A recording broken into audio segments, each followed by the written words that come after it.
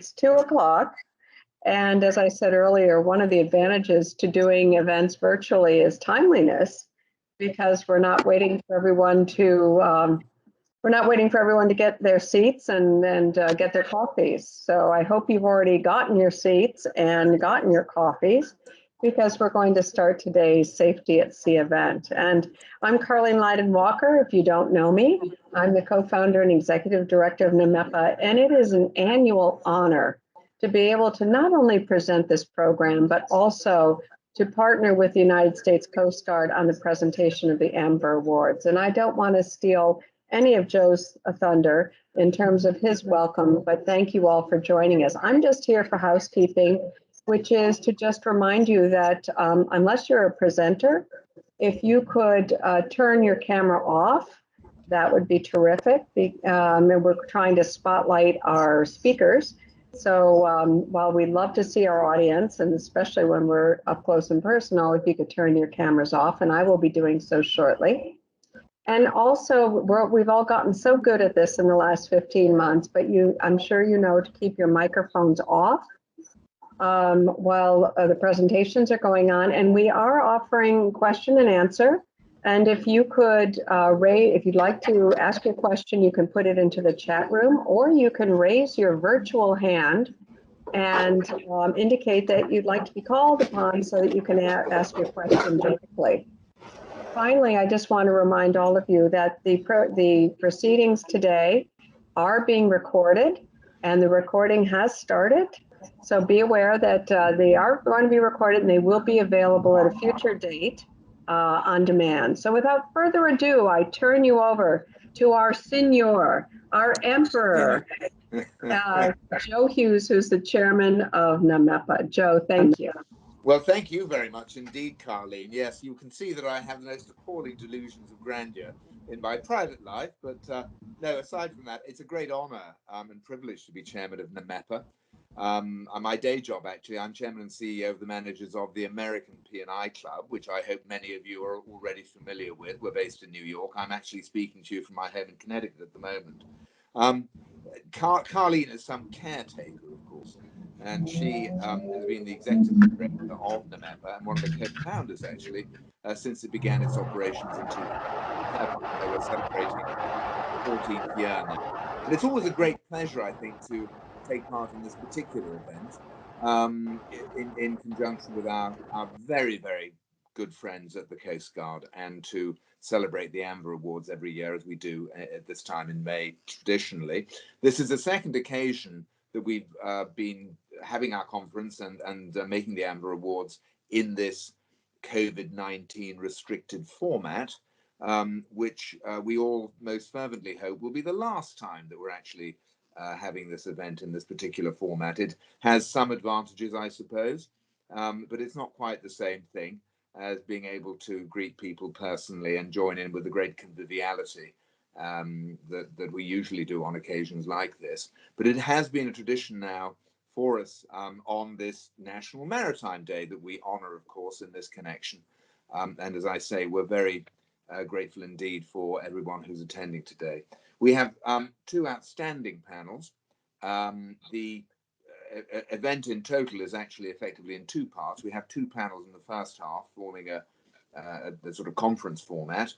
And then from about, I think, 5:15 onwards, we'll be involved in the AMVER Awards itself. Now, there is a short break in the middle so that people can do other things as they wish for that time before we get on to the second panel. We do, as I said, we have outstanding panels with covering a really, really very broad and very interesting range of subjects, some of which have obviously a COVID-19 resonance to them, some of which are, you know, of general import. All of them are great import, but more general import as they affect the shipping industry at large. And as I say, we have some outstanding participants, panel members, who I'm sure will give us some very, very interesting and useful insights into the subjects which they will address over the next few hours. Again, many thanks indeed for participating. Again, many thanks too for our secretariat at NAMEPA, whom I might say have done a fantastic job over the last 12 months in keeping the home fires burning, notwithstanding the problems associated with the pandemic. They've done a wonderful job in extending NAMEPA's mission over the past year. And we are certain that the growing footprint of NAMEPA and all that it does, including actually most recently, which we'll be talking about a bit today, its CSR ESG initiatives, will become very much a growing feature of our maritime activity here in the North American continent and in Central America and the Caribbean. So without further ado, therefore, many thanks indeed again for attending. Many thanks to our sponsors and to our participants. And let us turn in the first instance to my colleague who's Deputy Chairman of NAMEPA, Ole Christian Schröder of Scorpio, who will be leading the first panel on today's threats. Ole Christian, over to you. Thank you, Joe. Nice opening, and again, welcome to everybody attending today's seminar. I'm going to take you through a little bit more than an hour of various topics. We have a great panel of speakers today under the topic of today's threat, and we're certainly living in a time of not just threats, but frustration and challenges for everybody. Not only did we recently see a cyber attack on our pipeline and how vulnerable we are in that aspect, we are faced with seafarers' need for vaccination in order to operate the ships safely, not get infected by the virus, and operating them safely and bringing our goods and services in and out of every port. We see a shift in areas of transportation and in the industry in itself. Recently, a great shift in renewable energy and windmill development, which is in the wind today. And of course, not to forget about what's probably on everybody's mind is, of course, the COVID situation. Fortunately, the little bit of the good news is that, or the light in the tunnel, if we can call it that, is of course the US seeming to be on a positive trend, if I can call it that. We're easing up several places. Just hope that it's sustainable, but with an increased vaccination program in place, I think that it's looking better. Europe has been through a very critical phase the last 2-3 months. They are slowly considering opening up with some travel maybe starting up in and out of various countries in the EU. Of course, India has had a major setback. We feel sorry for all of our colleagues and seafarers in India, which have been hit extremely hard. Also to the sheer fact that crew changes have come to a halt for Indian seafarers, which of course puts stress on the people on board. We'll touch later in the panel on the mental health and the crew changes, but clearly a big obstacle for the seafarer, both at sea as well as at home.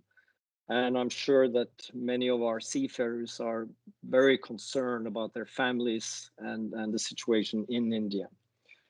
So we have a lot of things to cover on our panel today, and we're going to open up with Rear Admiral Richard Timme from the US Coast Guard. He is going to talk a little bit about what keeps him up at night. I'm sure all of these things I just went through keeps us all up at night, but particularly what Admiral Timme sees from his position in the US Coast Guard. He serves as the Assistant Commandant for Prevention Policy with the responsibility of development of national policy, standards, and programs, promoting marine safety, security, and environmental stewardship. So he has a great responsibility out of Coast Guard's headquarters, and we certainly appreciate the Coast Guard's effort and help maintaining our ships safe as well as going during these COVID times, where most of the stuff that we normally do by visiting the ship, inspecting the ship, and working with the crew has been done remotely. So I leave it over to you, Admiral, and you can take it from here. Ole, thank you for the introduction, and Mr. Hughes, Carleen, good to see you guys again. Thank you for the opportunity to again join you. To my fellow panel members, thank you for your time today. It's great to be here with you. Admiral Allen, I note, is part of our panel, and I note that Admirals North, Watson, and Taylor are in the audience today. And so, gentlemen, thank you for joining us, and good to see you virtually as always. I appreciate the topic here. It was a nice it's a nice way for me to kind of cover a lot of ground for what's on my mind from where I sit, and I think organizationally where we are. You know, we talked about COVID, and I'll start with is we talk about what keeps me awake at night and what those threats are. You know, threat is one part of the risk equation: threat, vulnerability, consequence, risk. And programmatically, you heard the description of what my office does, but it's essentially to address the risk in the marine transportation system on a daily basis. And we do that through a broad array of a regulatory scheme that sets a standard. We ensure the compliance with that standard, and then we go out and look into the failures of that system when they do happen, or we take feedback from stakeholders that it helps us adjust the standard. So again, address the risk in the system. Well, last March, that risk equation changed completely with the pandemic coming into the marine transportation system. And you saw toilet paper not on shelves, and saw supply chain issues right away. And really the risk had shifted from the incremental risk that I would drive out through a facility inspection or from a licensing of a mariner. There's risk there, but the immediate risk became, you know, how do we ensure the MTS continues to function? And that was our immediate response last year. And I may have even already talked to you about that in my last talk, about how we, you know, made some public policy decisions to address that immediate risk by kicking renewals of licenses down the road, TWIC card exemptions, a number of ballast water extensions, a number of things that dealt with the reality of the operating environment, made sure that despite all that, there was a functioning supply chain that moves the goods and services into our ports that keep us in our way of life. And really at the time was to ensure the safety of folks as PPE and equipment came in to fight the pandemic. That's a whole nother, we'd spend the whole time talking there, and I think I did last year. So what I did, I kind of broadened my approach here to today, talk about what keeps me awake. It really are these drivers in the marine transportation system. They're just changing the landscape so quickly for not only the industry, but for us as a Coast Guard. And broadly, those drivers are the capacity demands on the system, the complexity demands on the system, and really the demand for a sustainable and environmental system that becomes more and more of the public agenda moving forward. And my simple example of this is, you know, the 24,000 TEU ship needs to come in. That demand for that kind of capacity drives not only that building of that ship that big, it demands the widening of the channels, the deepening of the channels, the creation of new traffic patterns, the creation of new port facilities. And those demands, that capacity demand impacts us really, particularly in that case, as a waterways manager. How do we make sure that traffic in a place like Houston continues to happen? So there's the demand piece for increasing demand. There's the complexity piece. Let's take that 24,000 TEU ship now, and let's make it completely automated, and do that with the technology that allows for it continue to be the sensors, or the human is replaced by a sensor, the engineers are replaced by sensors. The the guidance comes over a cyber-connected network. That complexity drives a challenge into the organization. And finally, the environmental piece for that ship, the demands for environmental and social governance means that ship never doesn't burn heavy fuel oil. It'll come in using hydrogen or ammonia at some point. So the complexity, the capacity, and the environmental social governance issues that are driving the port keep me awake at night, because I have to make sure that we are nimble enough, and the bureaucracy is never nimble enough to deal with that. And I break these into a number of lines of effort. Do I have the right people? Do I have the right knowledge? And do I have the right partnerships with stakeholders in place to do this, with third parties to do this? And it all boils down to risk management at the end of the day. And so for my workforce, I need people. Not only do I need a deeper bench to do this, but I need a specialized bench. I need people who can go out and do LNG systems, who understand how to do at least front the most basic of a sign up on a vessel. And how do I catalog that knowledge management within the system that I have? That's going to be hard. Also, in that knowledge management framework is the governance that we need to put into place. How do I make sure that the regulatory scheme that was set up for steam and diesel is keeping up with hydrogen, ammonia, cyber?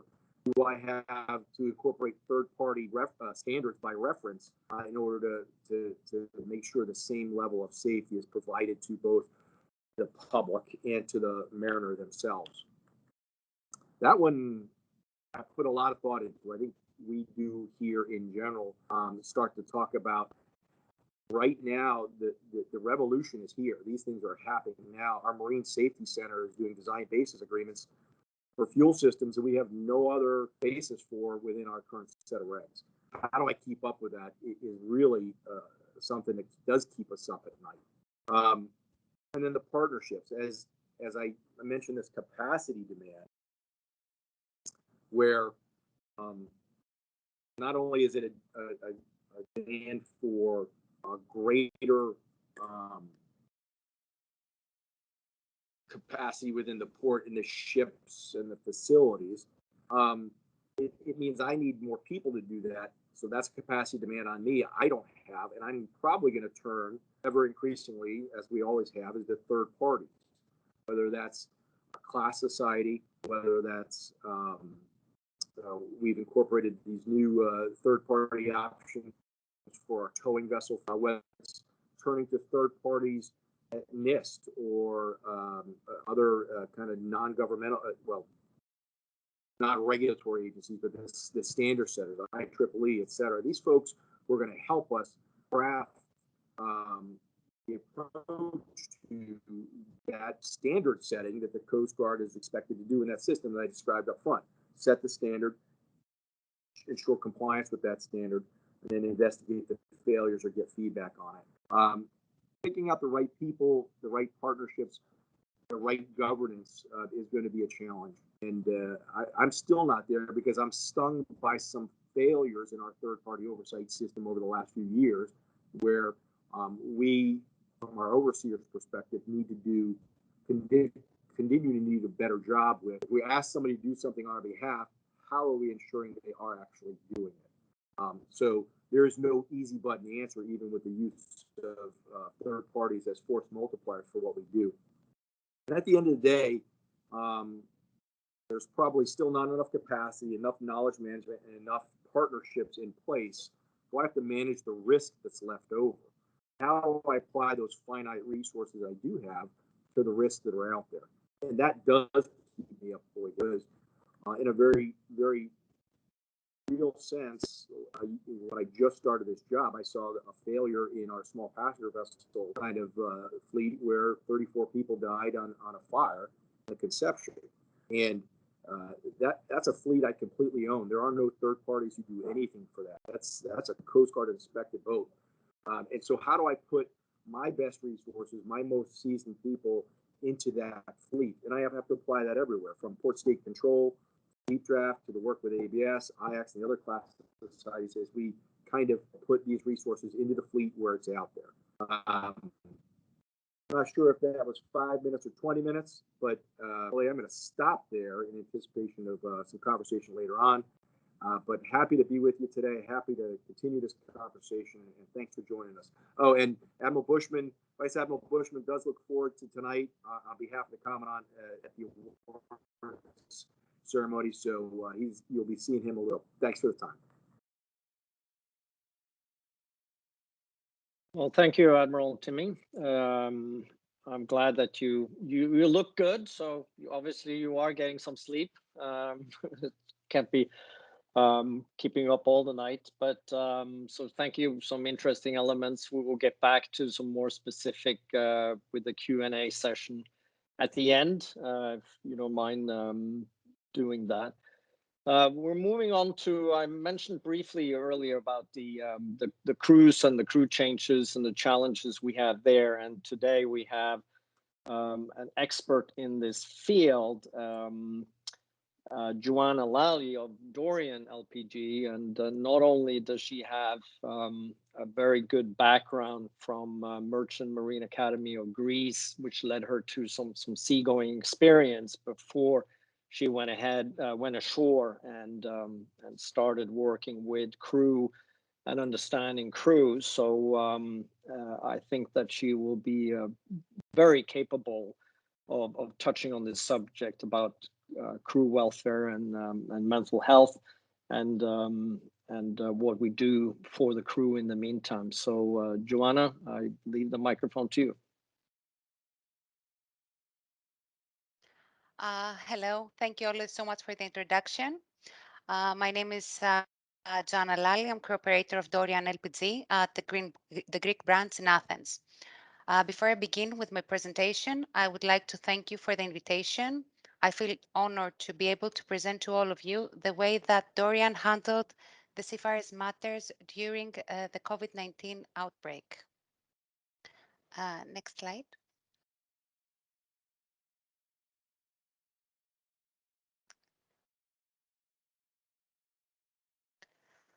On March 30th, 2020, the company senior management announced to the fleet that we will pause crew changes at the time. On May 9th, 2020, we slowly commenced to proceed with same, where allowed and safe to do so. Up until today, we have successfully completed crew changes at US Gulf, Texas, Panama, Japan, Hong Kong, Reunion, Gibraltar, Singapore, Egypt, Europe, and more. And since May 29, 2020 until present day, we have managed to arrange approximately 1,800 seafarers embarkations and disembarkations. Next.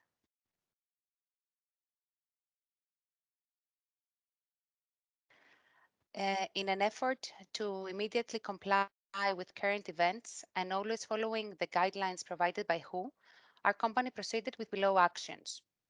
The entire fleet was supplied with suitable personal protective equipment.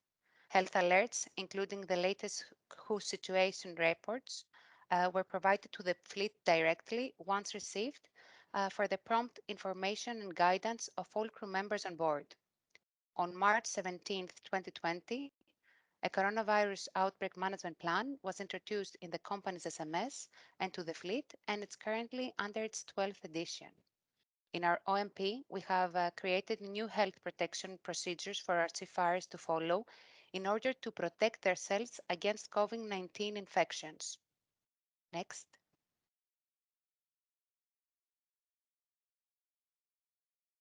During the evaluation to identify the dangers of possible contamination, we have identified that traveling is the only uncontrolled environment, taking under consideration that the house environment and the vessel can be controlled in a certain grade. Therefore, in our risk assessment, we have focused on ways to protect our seafarers during traveling. In order to minimize the contamination risk, and as signatories of the Neptune Declaration, when joiners are to embark one of the company's vessels, we proceed with below steps. COVID-19 PCR test is being effected prior the commencement of the 14 days of isolation prior cruise departure. A pre-departure COVID-19 PCR test at the seafarer's home countries conducted maximum 72 hours prior the flight. In case that a flight delays, we arrange another COVID PCR test to meet the 72 hours. Pre-embarkation COVID-19 PCR test also upon the seafarer's arrival at relevant port, whereas they wait for the negative results in order to board the vessel. As a result of the precaution measures until present day, we were able to detect more than 20 seafarers who tested positive and were halted prior proceeding with their embarkation and were placed in quarantine. Next. All joiners follow the regulations specified within the company's outbreak management plan regarding traveling, hotel accommodation if necessary, and the proper use of COVID PPE. Once the joiners embark the vessel, all crew members follow the procedures also described within company's OMP, continue using the COVID PPE, keeping proper distances, being in isolation, etc. In case of convenient consequent ports, such as from Panama Canal to US, we proceed with the joiner's embarkation at the first port, taking into consideration the virus's incubation period, and proceed with off-signers disembarkation at the next port, after having followed up and secured that the joiners are in good health and good condition. Next. Okay, so some slides might pass a little faster. I will continue. We're constantly monitoring the developments in connection to the main factors affecting crew changes as presented below. We have continued communication with the network of our port agents for updates in respect to status and local restrictions for crew changes. Following up with our manning agents over the governmental restriction imposed from the countries of origin of our source seafarers. We are sourcing of information from our travel agents, keeping us up to date with the latest developments for air travel regulations and flight schedules. Moreover, through our manning agents, we remain in close contact with updates of our standby seafarers. The life of a seafarer was never easy. Joining a vessel under contract for about 4 and 6 months on ships, with a work often physically and mentally demanding, 7 days a week, 10 hours per day, sometimes more. From my small maritime experience, I can recall that during my tenure, the work was demanding. However, I was mostly worried for the people I left behind. So now, if you add to the equation a pandemic, the stress levels increase more than ever before, taking under consideration the health condition of our loved ones back home. We try to stay in close contact with our crew during the restriction of the crew changes, sending on board some recorded videos, explaining them the situation status, giving them the latest updates, and reassuring them that we will put all our efforts for the best results in the safest way possible. In an effort to grant our crew members with more time for communication with their family and loved ones, the allowed time for internet per day has been increased to 5 hours, and one extra voice card was provided to the seafarers. As an additional measure to cope with the increased anxiety and a possible mental breakdown, we have enrolled an additional service through our third-party medical advisor MedSolutions, including one-on-one sessions with a psychiatrist to express anything that the seafarer may need in a full private and confidential manner. Also, as of August 18, 2020, Dorian has embarked on a new collaboration with Sailor Society, an international charity working for the welfare and wellness of seafarers in ports across the globe, and provide a 24/7 confidential helpline for seafarers. In consultation with a team of professionals, fitness trainer, and a specialized nutritionist, we target to improve the physical well-being of our crew members who are interested to follow a more healthy daily program by upgrading the onboard gym equipment and providing videos with workout schedules and nutritional guidance. As Aristotle once said, a healthy mind comes from a healthy body. Finally, in our efforts to support our resource seafarers, we have offered financial benefits in order to cover the financial needs due to their unexpected prolonged shore leave. I would like to thank you all, and let's hope that the return back to normality is just a few steps away. Well, thank you. Thank you, Joanna, for that. Some good insight into Dorian's efforts to help out the seafarers and all the efforts you are doing for them. So I'm sure that they're very appreciative for that help. Moving on to the next subject.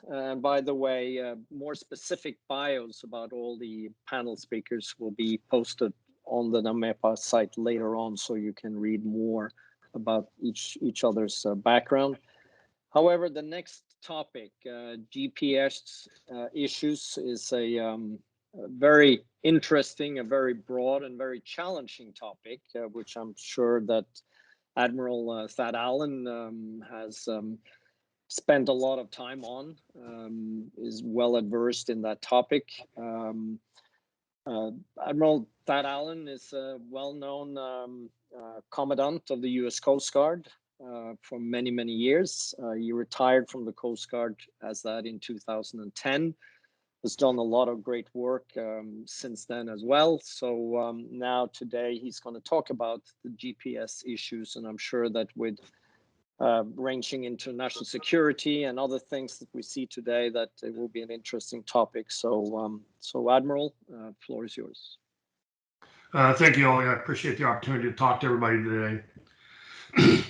I'd like to start off with some historical context, if I could, please. When I was 2 years old, my father was a damage controlman on the Coast Guard cutter Kukui, and he deployed to the Philippines to build the Loran A station following the war in Korea when Loran was expanding. When I went on my first ship in 1971 as a Coast Guard Academy graduate, we had a Loran A receiver, which was the size of a refrigerator. And those of you may remember, you had a bunch of dials where you had to line up cycles and match everything to get the time differences and then plot them manually. Loran C came along, and that really improved our navigation. But the advent of global positioning systems has radically changed everything in the last 20 or 30 years. And it's not just the fact that we have global positioning systems provided by satellites now. There's a larger issue of spectrum usage out there that's impacting global navigation satellite systems and actually everything we do in space. And it's a new domain and a frontier that's going to require some very, very close watching if we're going to maintain the security of our systems moving forward. I'm not here to give a primer on GPS, but basically these are satellites that operate into set orbits, usually 24 satellites, but 27 are in operation right now. And they actually provide their own precise location and time. And the receivers use the time distance for receiving the signal to range to 4 different satellites to get a position. GPS is one global navigation satellite system. There are a number around the world. The Russians operate GLONASS, the Europeans operate Galileo, the Chinese operate Beidou, and the Japanese and India operate regional systems and augment those systems to support them. But basically, these are line of sight systems. They were originally built at very, very low power line of sight, and they were built to be able to accommodate receivers that can interpret those signals and then provide 3 basic things. We talk about GPS, but what these systems really provide are position information, navigation information, and increasingly more important, timing information. And to be able to do that accurately, they need to be able to know the precise locations of the satellites. They need to be accurately measure the ranges associated with them. There has to be integrity of the signals associated with that. We're starting to find out with all of these systems, we need a way for GPS to interact with the other global systems to ensure that if we're using all these systems collectively, that we understand the integrity of the signal, the accuracy, and the availability of the signal. We have a little bit of a problem in that the technology is advancing so rapidly that it's hard for the legal frameworks and regulatory structures to keep up with it. For example, in the United States, you're required to have the FCC approve a permit for global navigation satellite receivers. To date, Galileo is the only one to receive a permit. But if you're carrying an iPhone right now, you probably have a GLONASS chip in it, and the manufacturers aren't waiting for that. One of the ways to increase the availability and the accuracy of your signals is to use all the available global navigation satellite signals. So we can't be looking at this as a GPS-centric problem that we're trying to deal with. We have to look at it as what are all available sources we have to ensure position, navigation, and timing. And the discussion really needs to move from GPS-centric to PNT-centric position, navigation, and timing.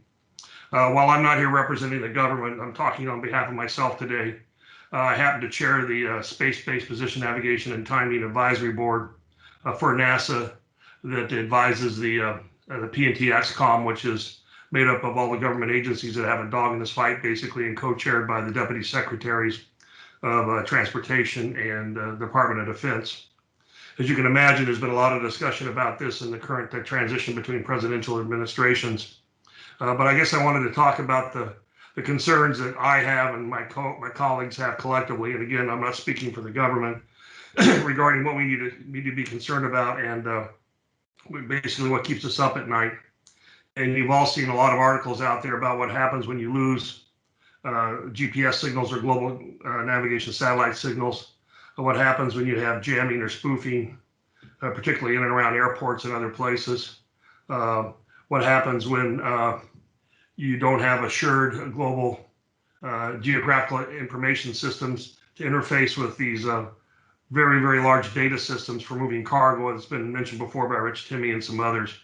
So what we're concerned about moving forward is basically to assure position, navigation, and timing, not for GPS, but all global navigation satellite systems.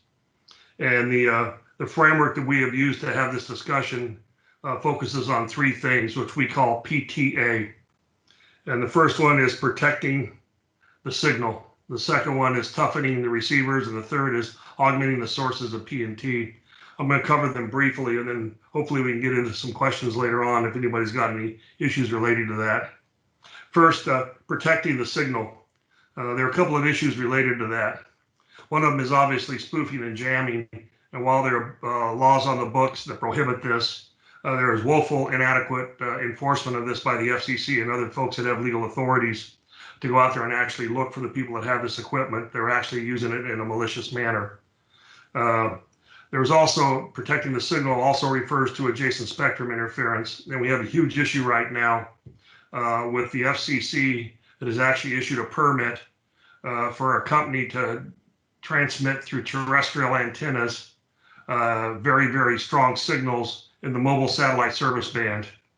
I was at a hearing before the Senate Armed Services Committee earlier this year, and the analogy that was used about the noise ratio between where GPS operates when we try and receive these signals and terrestrial antenna operations is the equivalent of a jet engine and trying to hear a leaf rustle.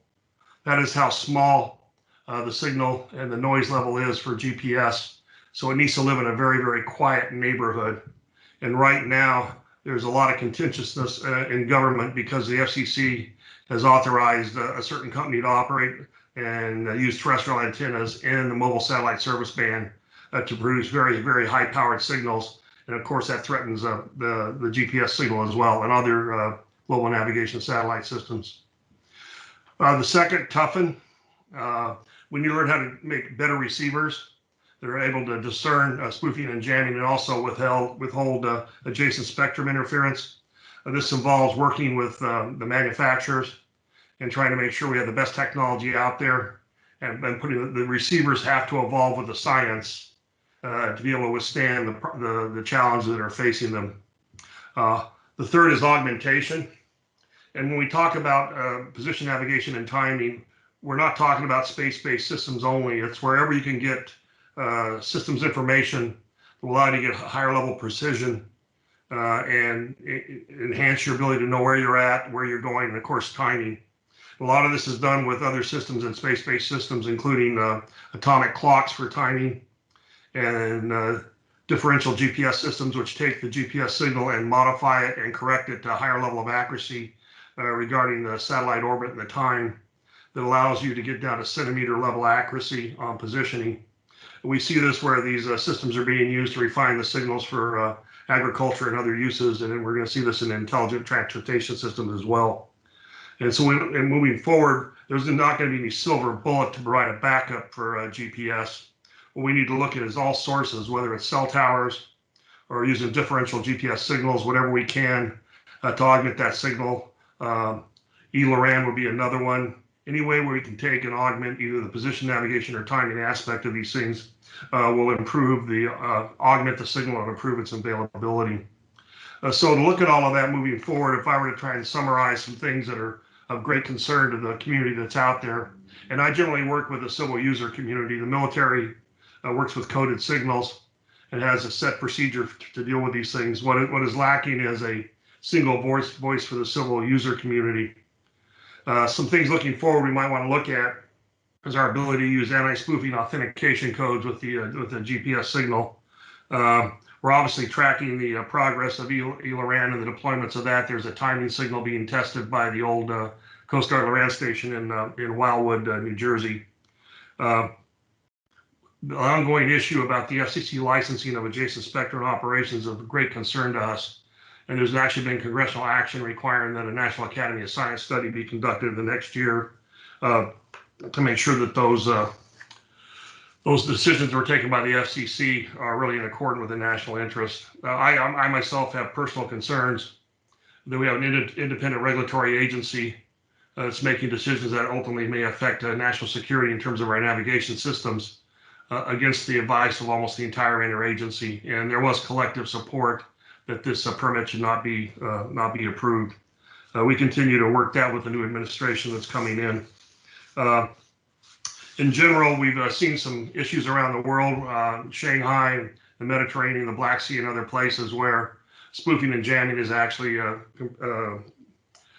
interrupted or halted shipping in certain places and confused the mariners that are out there. I think we need to be very concerned moving forward that we need to maintain the integrity of the signal, but there's also an international issue of how we harmonize all the systems that are out there. There's not the equivalent of an IK or IMO for global navigation satellite system. There's a working group under the UN right now, but this crosses so many spectrums of international governance that it's really problematic to try and bring this thing together. But I think in the long run, it's going to be in the best interest of the maritime community that we have a very solid, safe navigation system in which to operate in. I'd be glad to answer some more specific questions when we get to the Q&A. This is very, very technical. I never thought I'd be involved in this type of a situation, but I guess it all started when I was a Lieutenant JG and I was assigned to Loran Sea Station at the end of the war in Vietnam in northern Thailand. And I was there while Saigon fell. And since then, being the last standing Loranimal, as they call it in the Coast Guard, I've been involved in these issues and continue to be. So I'm happy to talk about where I'd like to take this conversation in the Q&A, but I want to hit the highlights and not take a lot of time. But significant issue we all need to be concerned about. Great, Admiral. Thank you so much. And obviously a very complicated subject and hard to understand. And I know it takes a lot of effort for you to dig into it, to give your presentations and at the government hearings and so on. So thank you. We'll get back to, I'm sure there will be some questions we can get going on, some discussions on. Moving on, marine casualty investigation, and I hope they're not just from GPS navigation issues, but we have a duo, Kirsten Carlson, a partner of Blank Rome, and Stefanos Roulakis. Kirsten has also a wide range background and works closely in her firm's dealing with white-collar defense and investigation practices. So that I'm sure takes you into special areas. I leave the floor to you guys to discuss some of the casualty investigation you might have seen over the past 12 months and whether it's been affected by COVID. Great. Thank you very much, Ole. Good afternoon, everyone. I will be giving a high-level summary of the investigations that ensue following a marine casualty in the United States, as well as U.S.-based enforcement risks that can flow from a casualty. And my colleague and friend Stefanos Roulakis will be speaking about enforcement risk internationally. Now, casualties aren't exactly like the COVID and GPS issues we've heard about today, but they do remain a major enforcement risk for the industry, and they were, I believe, on the list of things that keep Admiral Timme up at night. So that's what we'll be talking about today. If you could go to the next slide, please. I'm going to run through these fairly quickly so that we're giving everyone a high level, but the presentations will be available for anyone who wants to take a closer look afterwards.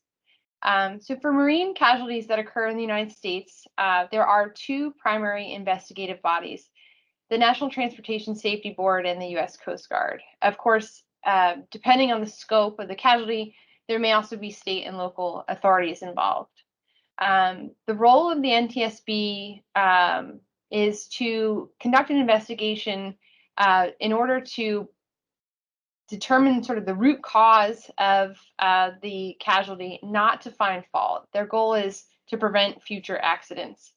The NTSB investigation team does come in, and they can request documents, interview crew and shoreside employees, conduct an inspection of the vessel, but they do not bring any kind of enforcement action. And in fact, that's partially why witnesses are actually not even entitled to counsel during an NTSB investigation.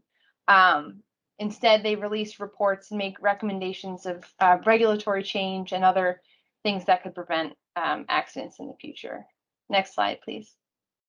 The U.S. Coast Guard has sort of a multifaceted role with respect to casualties, investigating casualties. The Office of Investigations and Casualty Analysis does a root cause investigation, and similar to the NTSB, its purpose is also casualty prevention. They can collect and review documents, interview crew and staff, and inspect the vessel. And I also, although it's not on the slide here, I do want to mention that Coast Guard sort of often plays sort of a dual role. They will often serve as the federal on-scene coordinator as well as the investigator in these types of casualties. But on the other side, the Coast Guard Investigative Service and other Coast Guard officers may be conducting an investigation into potential negligence, misconduct, other violations of law that may have contributed to the casualty. And those investigations can result in enforcement actions, ranging from a letter of warning all the way up to a referral to the Department of Justice for criminal prosecution, which the Coast Guard will not hesitate to do if they believe they have evidence that a crime may have occurred. Next slide, please. So what are the criminal enforcement risks following a casualty? Things that the Coast Guard or other authorities might refer to a federal prosecutor. Well, I've listed here some of the most common and risky consequences. One is prosecutions under the Siemens Manslaughter Statute, and then there are some other risks, including prosecution under environmental and other safety statutes, and what we call post-incident conduct. Next slide, please. So just the Siemens Manslaughter Statute, I believe we've submitted an article actually that I wrote that kind of delves into this in depth, but the Siemens Manslaughter Statute is a statute in the United States that permits the federal government to bring manslaughter charges against captains, engineers, pilots, anyone employed on the vessel in a more managerial capacity if their simple negligence results in a death. This is uncommon for simple negligence to result in a felony crime.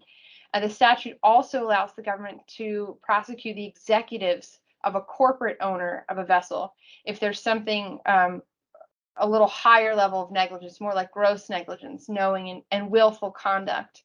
The penalties here are quite serious. They're fines or 10 years in prison, Next slide, please. And we mentioned this because we've noticed the DOJ has become more aggressive in using the Siemens manslaughter statute. There's been sort of an upward trend, particularly in the last 20 years, in the last decade. We're seeing cases, they range from small mom and pop operators, you know, charter fishing boats or parasailing companies, all the way up to Siemens manslaughter charges have been brought in connection with Deepwater Horizon. And more recently with the, we've got some pictures here from the duck boat incident in the Ozarks and the dive boat in California that caught on fire.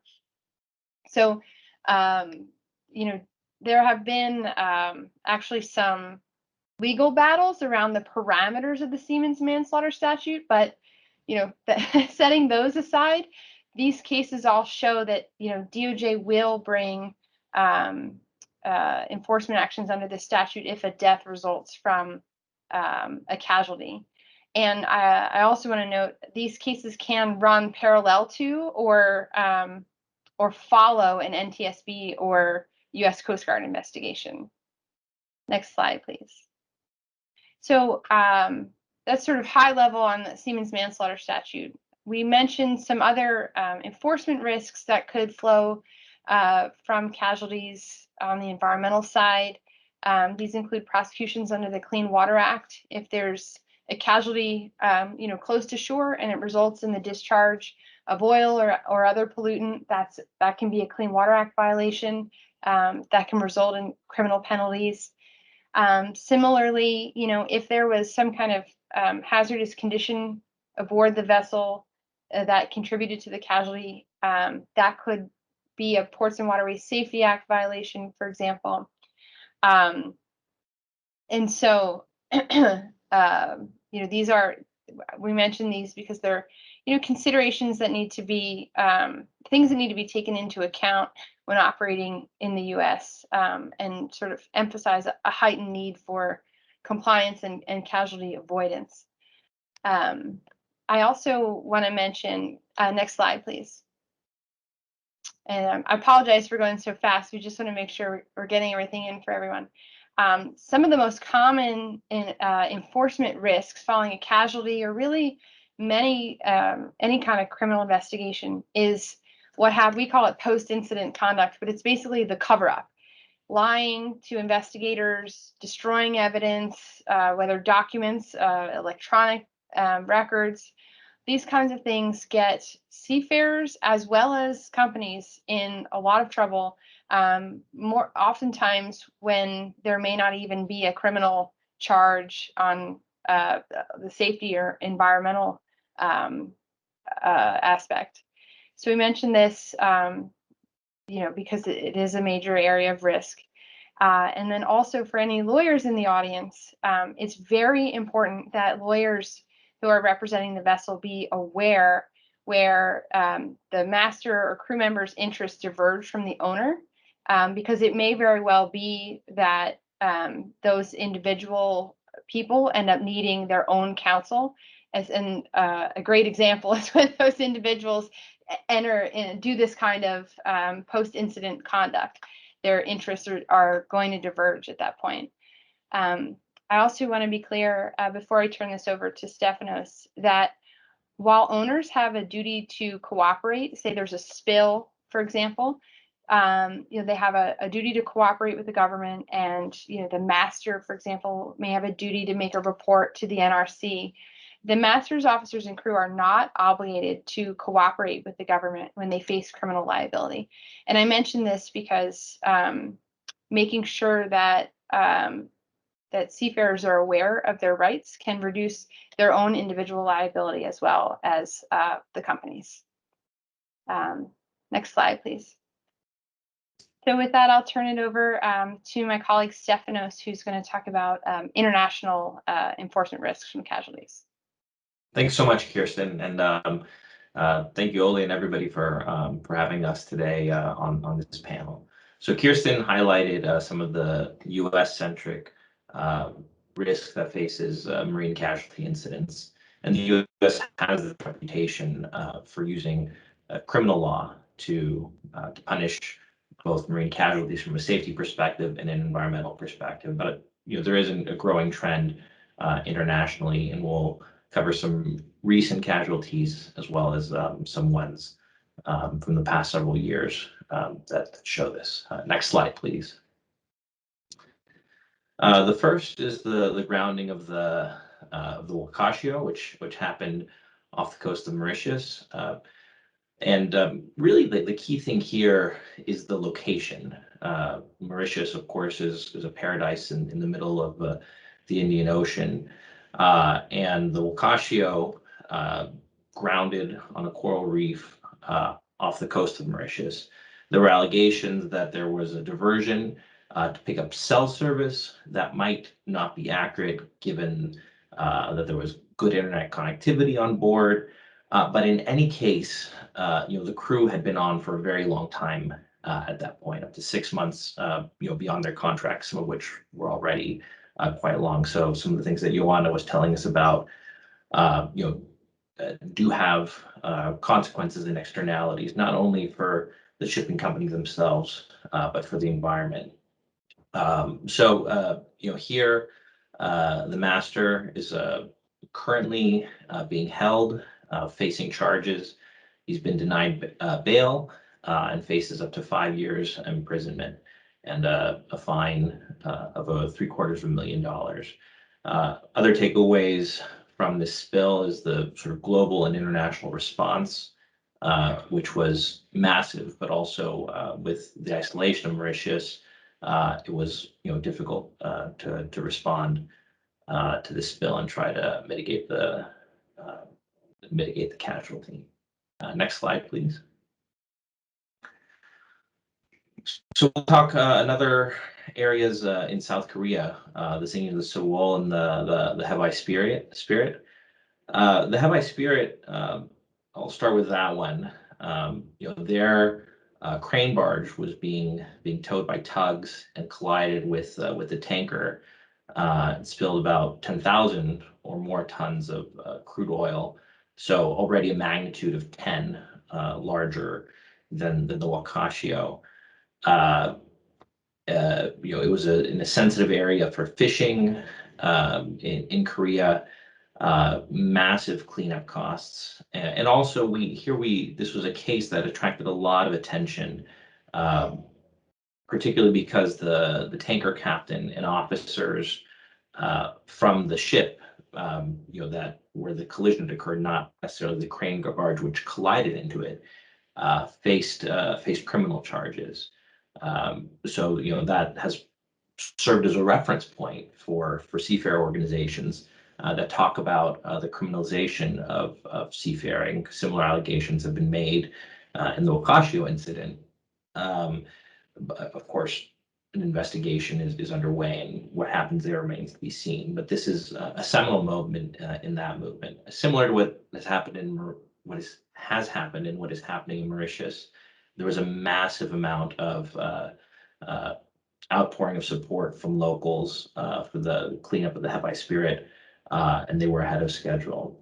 The Sewol, 7 years later, a ferry which killed upwards of 300 people, including high school students, convictions of lots of people, both crew members, including the captain, the CEO of the company, those involved in the inspection of the vessel, and pretty severe sentences were issued there. It also became a very large political issue in Korea, including calls for the impeachment of the president there, in particular from families that were affected by this. Next slide.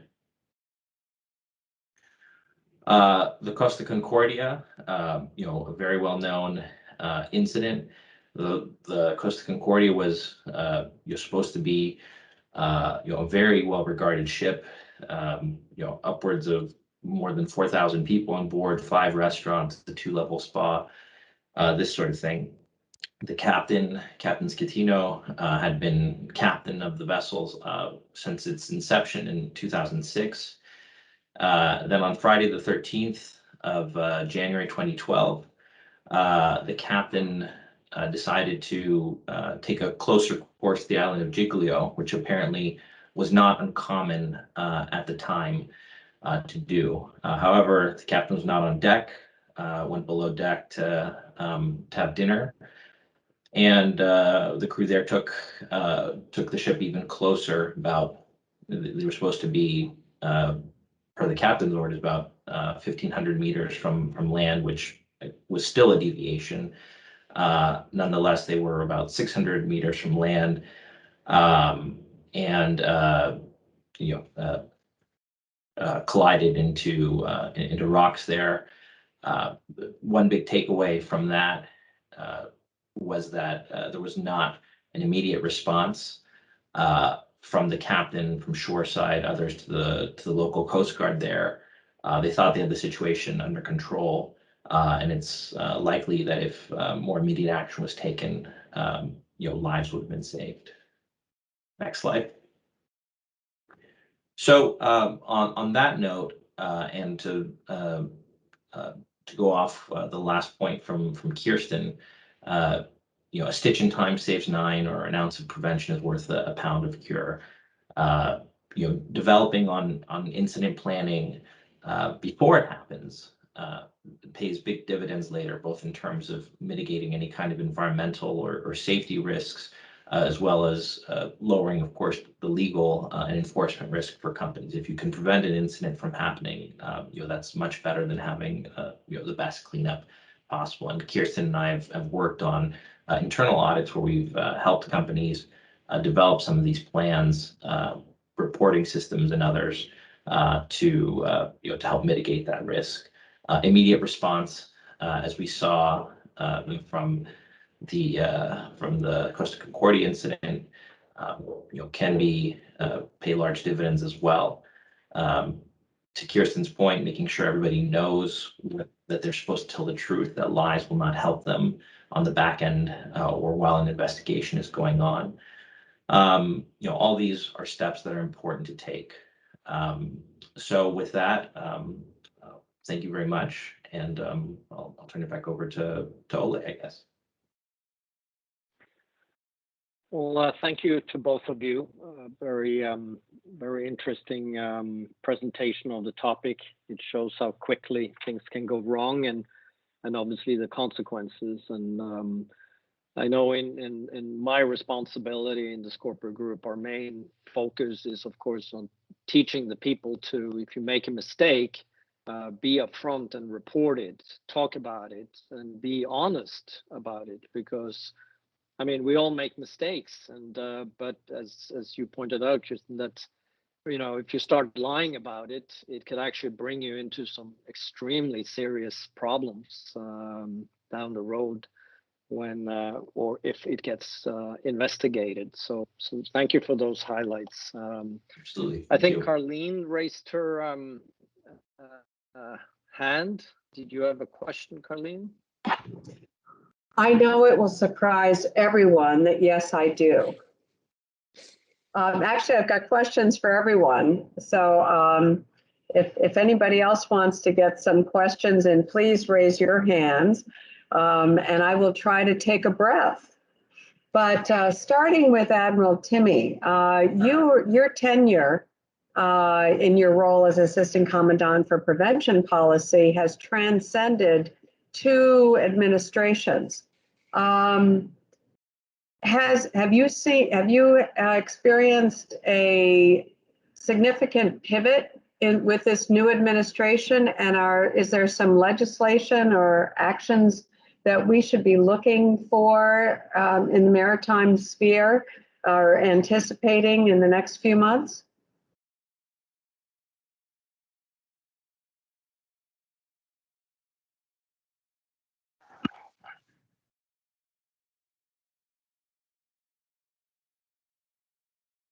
Unmute, Rich. There we go. Thank you, sir. So, Arlene, thanks for the question. As you'll say, I've had the opportunity to go through a couple of different presidential transitions, both in this role that I'm in today and my previous time here. building. So they're all very interesting from a perspective of the executive branch career perspective. And the military in general is a very apolitical organization, so we salute and we look up the chain and we look for the next guidance. And no matter what administration it is, it's going to change, and it comes in always. I base this on 2 presidential transitions here. Always comes in with a lot of energy, that's 3 transitions, 3 presidential, and a lot of energy and a lot of education that goes with it from kind of career bureaucracy. And I'm a government major. I use the word bureaucracy with affection. I think there's good reason for governmental roles and way we're set up. So not the least of which is to continue good public policy during the transition. So that's a long way of saying every transition is different. It does come with change. We have a role here that includes education in each new administration, both on what we're currently doing and how we might support the priorities of the incoming administration. Legislation, again, that's going to end up in a different branch over there. Won't come out of here. Now that you bring it up, when we talk about the regulatory aspects of what's on the Coast Guard's plate, we set that in advance through our own work with the department each year at a schedule and trying to keep to it what the priorities are. That hasn't changed from where we're at for what we put out for new regulations with small passenger vessel safety, with safety management systems. So that still remains on our to-do list. I do think that it'll be interesting as we head into the International Maritime Organization's General Assembly this fall, as the new administration gets on board with the Climate Office and reaching out to all the tools, Department of State.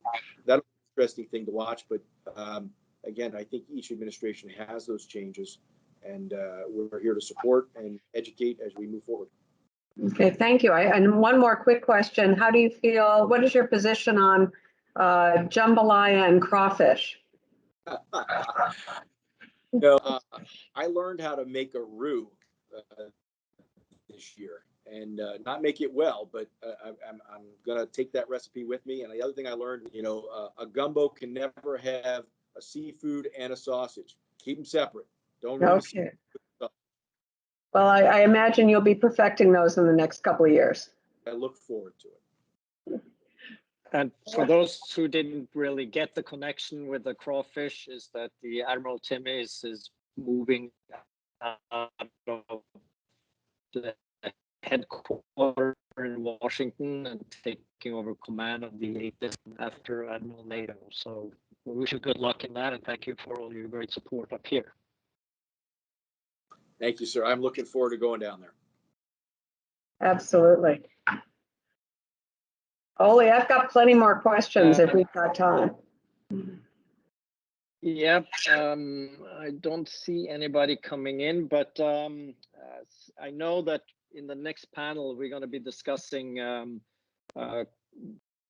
vaccination of seafarers, and so I'm not going to take too much away from that presentation. We have gone through several ships getting crews vaccinated here in the US. That's been a great experience in a very early phase of getting our seafarers vaccinated, as it's been a big challenge for them to get vaccinated on their home base. But I'd just like to ask the Admiral about what do you see from the Coast Guard perspective in the present system? And I know it's only been maybe even 2 weeks, maybe 3 weeks since it kind of started to roll out. And any initiatives or efforts that the Coast Guard can assist with in streamlining that process, both to get the seafarers off, but also get medical teams or nurses on board the ship. But for tankers, specifically tanker vessels, the terminal issue and clearance and those kind of things. Yeah, well, thanks. you know, I don't have this silver bullet to that problem set, but I will tell you that we have been in our roles an advocate, an advocate for maritime issues in the interagency. We have been banging the drum on the criticality of this workforce, U.S. and international, to our national security and our economics. Right, you need these ports working. You need the people coming in to be able to do. And vaccinating mariners globally is good public. So we do work with CBP to try and at the micro level, we're doing a lot of work with CBP at individual ports to kind of work with their decision making on when crews can get off and on to get care. At the port level, where we do have some responsibility, we are continuing to work with facilities to ensure mariner access. Right, you can't keep mariners on board just because you want to. CBP can, they may have a reason. So we work both of those kind of those angles at the very local level to ensure that mariner access to really some grassroots efforts right now. And I got to admit, most of these efforts really continue to be well-run non-governmental operations, or at the state level, distributing what is really kind of plenty of vaccine to anywhere they can get it into arms. Really, it's that last mile, Ole, you know, getting the mariner off the ship or get the provider onto the ship that kind of continues to challenge us. You know, we are working with HHS and FEMA kind of, again, as advocates in this space, show them where there's an ability to make a real difference without shipping vaccine overseas. You can put vaccines in arms here at the port level that will make a real difference. And you can do it without the logistics that would be involved with negotiating to send it overseas. This is just simply using the NGOs. George Washington has a wonderful program working with the District of Columbia to get vaccines out to the ports. You know, the Siemens Church we've been working with constantly to kind of facilitate that. But it really is an advocacy role for us right now, as we don't really have the authority or regulation in that space to mandate it. Early on, we worked a lot with states, and we're glad to see what Texas and Florida have really done to, first with the cruise ships, but now expanding into the port level. LA did some good stuff with the Port of LA and the port workers there as well. So still not an easy button answer for us, but we're in this space. Captain Wayne Arguin, who's on my staff, is really a hero here. He's been working with CDC, HHS, the NGOs, CBP, all the alphabet soup to try and facilitate exactly this, getting shots in arms where it makes sense. Just as a follow-on to that, Joanna, what has Dorian's experience been globally in terms of vaccination? Have you been able to find ports or areas where you can get your mariners vaccinated? Hello. Okay, now my camera is working. Before it didn't want to work. Actually, we have received that at some U.S. ports, the vaccination is available for the seafarers, and we have approached. We're checking to see how we'll approach our crew to see, because of course they need to agree to be vaccinated, but in order to arrange for them to go. And also we are following up with their countries of origin to see if the vaccination is available, and we're receiving weekly lists of the crew that have already made the vaccination and maybe delay readiness in order to have the second dose. And we're following up, hoping that at a point our crew will be able and vaccinated to join easily to ports. And now we started also approaching our agents to see if isolation requirements at ports will be also for the crew that are fully vaccinated, or the crew changes will be easier for them, because we face many difficulties with 5 and more days isolation, and we want to make things easier for them. Thank you. I know that Jason Ziema of NAMA is going to speak again, as I said, in the next panel, but I have to say that they put a lot of good work into organizing a very good program. It's easy to access by ship owners and crew, and so I think that we're on the right track. There are also several vendors, and I just want to throw that out. We have seen vendors coming into the marketplace and offering excessive pricing to do this, and that's very disappointing when in essence it's a free vaccine. I understand there's some costs associated with organizing it and time spent on getting medical people to do it, but you know, thousands and thousands of dollars to do it seems not fair to take advantage of this critical situation we're in. But so far, I think we're on the right path, and good work on that. Stefanos, I think you raised your hand.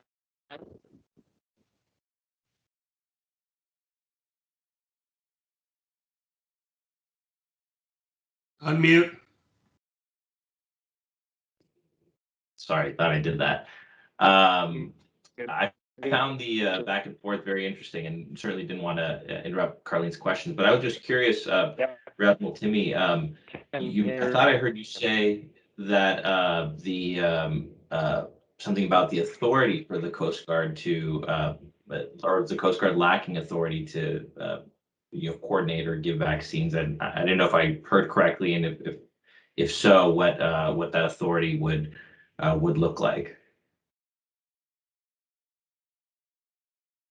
Yeah, I'll be careful with the way I phrase things. I think we don't lack the authority to do it, but we don't really have any kind of implementing regulation that would say go direct.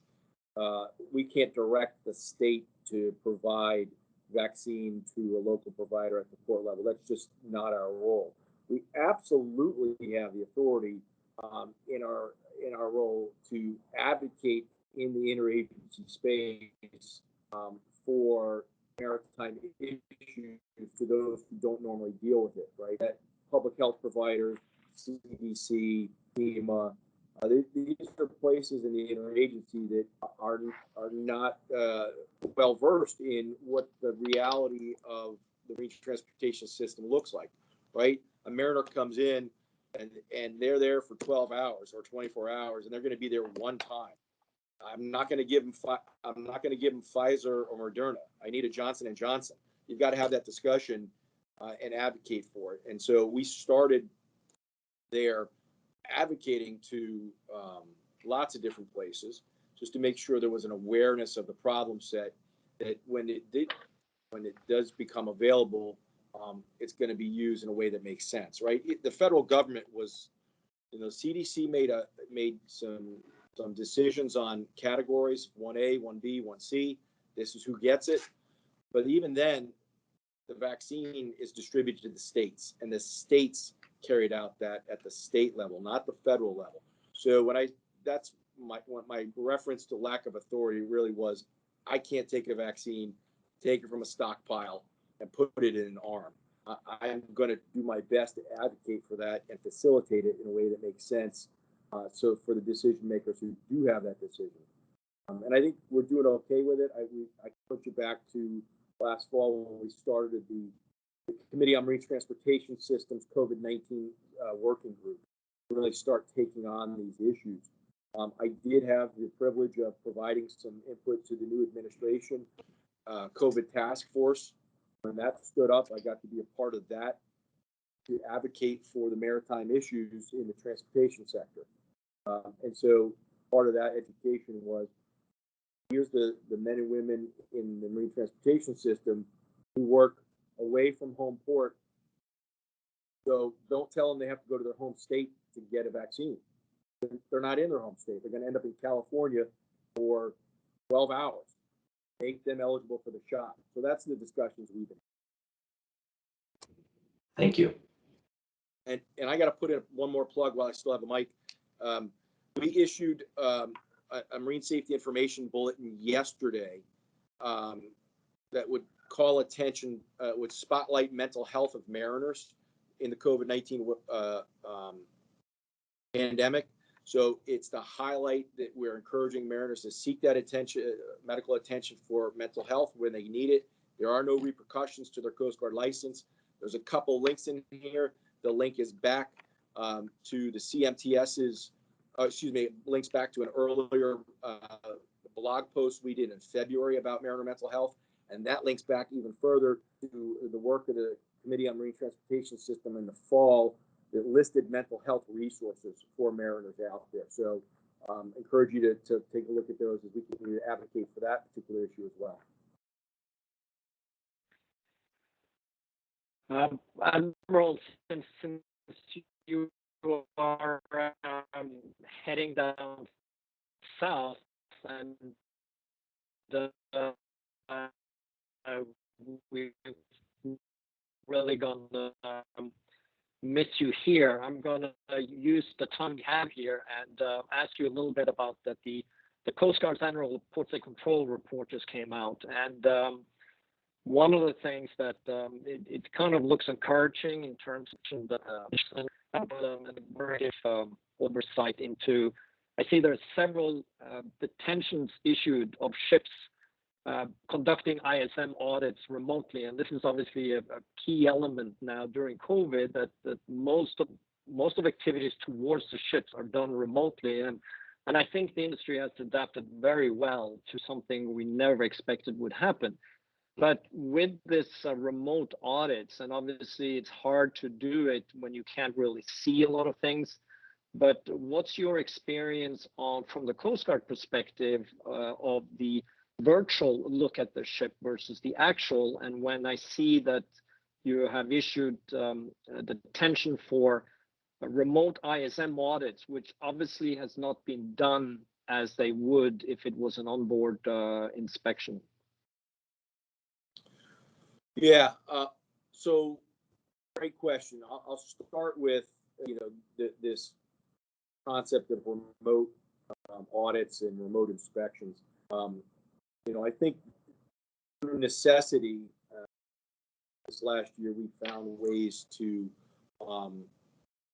achieve compliance with the audit inspection requirements that included some remote tools. I think the technology to conduct those has outpaced the governance in place to ensure the credibility.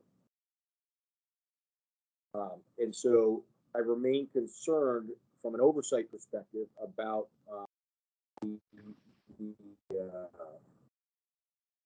speed at which we've seen a remote audit become the acceptable practice in some places. It's not from a Coast Guard inspection standpoint, we used it while we needed it. We've come back. There's no replacing the on-scene eyes of an examiner or inspector. There's not. Some things are more appropriate for the remote piece. I look at the time that I spent in Port State Control sitting in the captain's cabin, going through paperwork, taking up half that inspection. I don't need to do that anymore. We should be doing that paperwork remotely. Absolutely. Somebody's still got to make sure the emergency generator works. So that's going to be something. To your point about the Port State Control Report and ISM audit as the write-up, I don't have the specifics on that, but I would tell us about we continue to see life-saving and firefighting as the detainable issues in the fleet where we do detain it. And we saw a drop in detentions last year, big drop, probably related to COVID. But where we do see those detentions, we see it in firefighting and life-saving. That is a trend that has been making for many years. But along with it, typically comes a write-up for the safety management system. Because if you're missing 3 fire hoses, your safety management system should have caught that. So there's going to be a write-up that typically goes for the firefighting piece and for the safety management system piece. I'm not sure that was written up specifically as an audit failure because you should have caught that. That's pretty much been our trend over the last few years as well. Where we see that, we're going to you're going to gig SMS as well, because if it was functioning, you should have caught that. And so I would just draw that parallel there. I'd have to look deeper into if I gig somebody solely for an audit without the other piece. We usually start with, hey, you're missing a fire hose. Your audit should have caught that. That's a write-up. Whether that was a remote audit or not, that is typically the kind of 1-2 punch that goes with that. Great, thank you. We're going to be wrapping up, but I'd like to just get one comment from each panel member, and maybe if I can phrase it the way that when we are able to get COVID better under control, to a share fact that we will be able to travel and visit our ships again. What are we going to see? Are we going to be met with a ship that we believe wasn't crew as competent, awake, and alert as it was 18? What are we going to find when we actually get to go on board those ships? And so I'd like to start with you, Admiral. What's your take when managers and superintendents and people are able to get back on board again? Yeah, this is a great question. The risk in this system went somewhere, right? If we did collectively change the way we were mitigating that risk through preventive maintenance, through inspection regimes, through on-scene audits, where did the risk go, and where will we find it? I think that's a par for the course question, because I think I run that through my head for lots of different situations. COVID's one of them, but a parallel is the oil patch down in the Gulf. You've laid up a lot of vessels and a lot of rigs as oil prices have dropped. People are cutting costs where they can. Where does that risk go? And I think it can manifest itself really in the material condition of the vessel, and I think that's where we'll see it. Crew competency, absolutely. I think that's an issue. It's an issue for my inspectors. They haven't been on a cruise ship. I've got to retrain them. But I think it's going to be a crew competency issue from an audit standpoint, from an inspector standpoint, but also as well. I'm more worried about this country than I am on some of the cargo ships, just because those ships have continued to run. Unfortunately, sometimes it was with the same crew, staying 6 months or even longer past their sign. But really, as I look at cruising starts up in the United States again, perhaps as early as this summer, and those crews return from long layoffs on different ships, I'll be looking for latent risk factors, crew competency there. So that's my 2 cents. Okay. Joanna, what do you think about your fleet when you go back on board?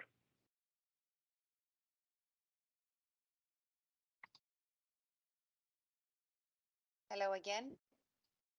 I did it correctly. Yeah.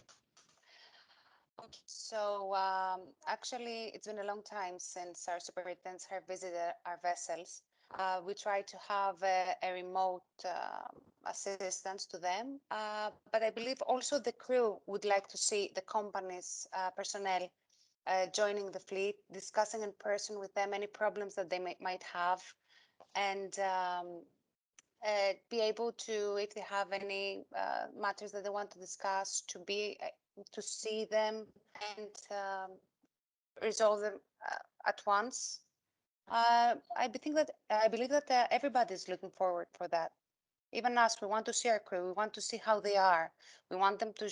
We want to show them that we are there for them, and I believe it must be happening this sooner than anticipated. I don't know. That's just my personal opinion.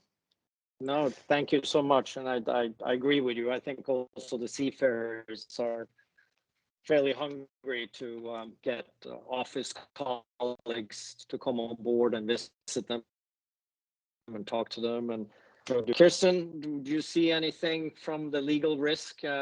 What people are going to find when the ships can be inspected again?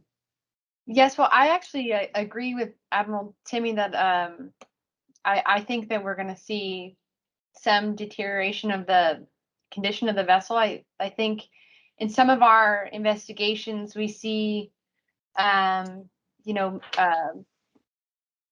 vessels with a very low level of manning, and then vessels where they have culture issues aboard the vessel, whether that's, those types of issues. Sometimes they preceded COVID and they probably will follow COVID, but COVID can also exacerbate, the situation on board. Those types of situations often cause a lot of risk to the company. So that's, to me, that means there's very likely to be a little bit of a storm brewing in terms of, ships maybe calling on, coming into port, being detained, having deficiencies on board. That can always lead to something like an expanded MARPOL exam, which could be a problem, and could be a problem if, crew members are, obviously, if they're not telling the truth to the investigators, that causes a risk. But then also, some of those culture issues can lead seafarers to take advantage of the whistleblower laws in the U.S. instead of following, for example, like internal reporting under the company's SMS. So to me, right now, there's sort of a heightened need. I'm kind of pulling it all together. There's a heightened need for this involvement of companies, and to really focus on compliance and training and reinforce the SMS and culture issues, because I do think there's a little bit of a storm brewing right now. And Admiral Allen, based on your experience or lifetime experience in this industry, what do you think is going to show up when people get to visit their ships again? I don't think the outcome is going to be very clear right away. I've been telling a lot of folks over the last year, we're not going to know when we run through the tape on this. We're not going to know if we've achieved a new normal. I'm not sure that's even the right term. What we do know is we've load tested everything virtually that we can. But to go back to what Rich Timme said, this notion of increasing technology acceleration faster than we can actually acquire the technology and deploy it for mission effect or oversee it as regulators is going to continue. And there's some of that technology that can actually help us. We shouldn't get into a dialect or on or off switch where it's one or the other. We're going to go through a process where we're going to embrace technology and procedures that actually help us moving forward, regardless of the status of COVID. And there are things that don't work, we need to reject. In the middle, we need to keep accountability, make sure abiding by laws and regulations. So we're going to go through a period of ambiguity where we're going to be sorting out what worked and what didn't work. And in the long run, it's going to be risk management and trying to demonstrate the effectiveness of what it is we're trying to do. I don't think we need to reject everything we've done so far because we haven't had eyes on some of this technology we're going to need in the future because of staffing constraints and the things that Rich talked about. So I don't think there's not going to be a clear-cut finish line. It's how cautiously we move through, because there are other systems that are interacting with us. If you look at the maritime transportation system and the entire data framework for worldwide shipping, if you look at the port complexes, nothing's simple anymore, especially where you have landlord ports, you have individual terminals, there's no way to integrate what they're doing. I see a huge amount of risk there. So I think the real issue is how we're going to integrate all this together in a risk profile to port or whatever entity you're talking about. But let's don't summarily dismiss the fact that we haven't learned something, but let's certainly don't do the things that didn't make sense. And we just need to evolve and continue to move forward. Rich, grade my work there. Well, thank you, and thank you to the whole panel. Very interesting discussions, and I think that there is a lot of good technology developed to combat this period where we all been sitting at home and remotely managing our ship. A lot of things we can get going back on board the ship, boots on the steel, see how the guys are doing, see what it looks like. So I look forward to us all being able to go on board, as well as sitting down in a common forum with all the NAMEPA members and having a beer. So I'm going to hand it back to Joe.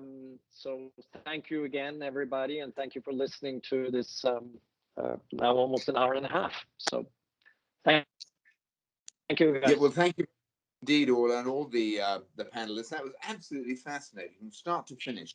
I'll tell you, much food for thought there, but food of the highest standards of intellectual cuisine. I can say that for nothing. That was absolutely marvelous. I think now we're supposed to be having a coffee break, aren't we, Carleen? But we're at yes, we are. And I'm going to give papal dispensation for the extra 5 minutes because I think we could all use the break. And so we'll reconvene at 15:50 or very good. 3:50 or 10 minutes of 4, depending on how you measure it when you're in Eastern time. But before everybody goes, I just want to make sure that you've all seen the notification that NAMEPA is going to be one of the hosts of the Heroes at Sea Day of the Seafarer tribute to mariners. We've been spending a lot of time talking about our seafarers and the work that they're doing. So NAMEPA is partnering with the World Maritime Consortium, the Heritage Consortium, and Shipping Insight to do the Heroes at Sea Day of the Seafarer tribute. So from May 25th to June 25th, you can walk, jog, cycle, or swim and circumnavigate the globe while raising money and awareness and paying tribute to our mariners. So you'll all be seeing more about that. And I hope that you can all join me. I will be walking, I will not be jogging, I will not be cycling, I will not be running or swimming, but I will be walking for our seafarers, and I hope you'll join me. Very good. That's a great one. So I therefore suggest that we just drop off for what, 15 minutes or so. 12 Oh no, you can stay on. You can stay on. Don't risk your connectivity. Just stay on. Just we can just sort of do whatever else we need to. exactly. And then resume again at 15:50. Exactly. Or as Joanna would say, Indaxi. Indaxi, yeah. Okay. Okay. Very good. Well, Yes. adieu, as they say. Thank you.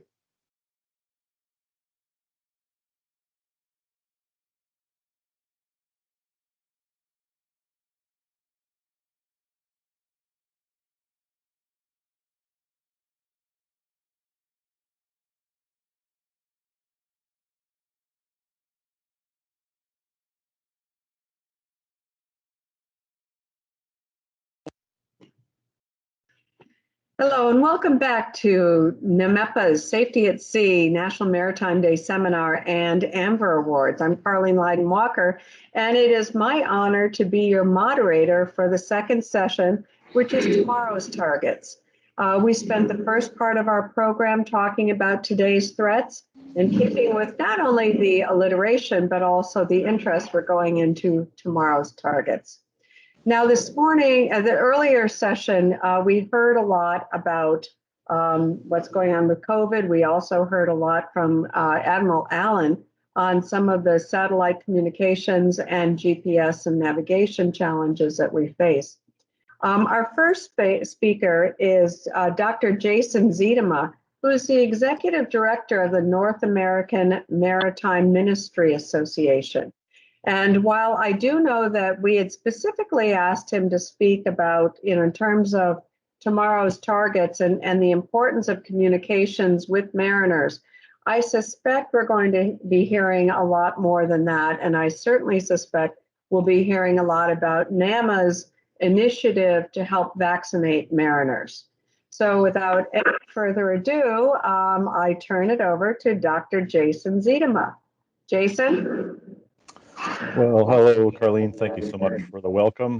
Hello, Joe. Hello, everyone else on the call. Thank you for having me. So, we can go to the next slide.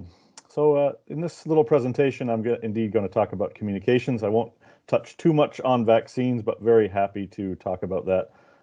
It's a really important subject. I represent two organizations. One is NAMA, the other one is ICMA, and they're integrally related to each other.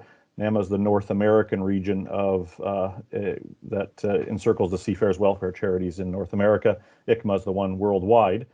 If you go to the next slide, you might know these by their various brands, the Mission to Seafarers, Sailor Society, NAMA, or any of the other ones. In North America, we have many independent groups on the call. I think today we have some folks, Marsh and Henrik from Seafarers International House, and others beside.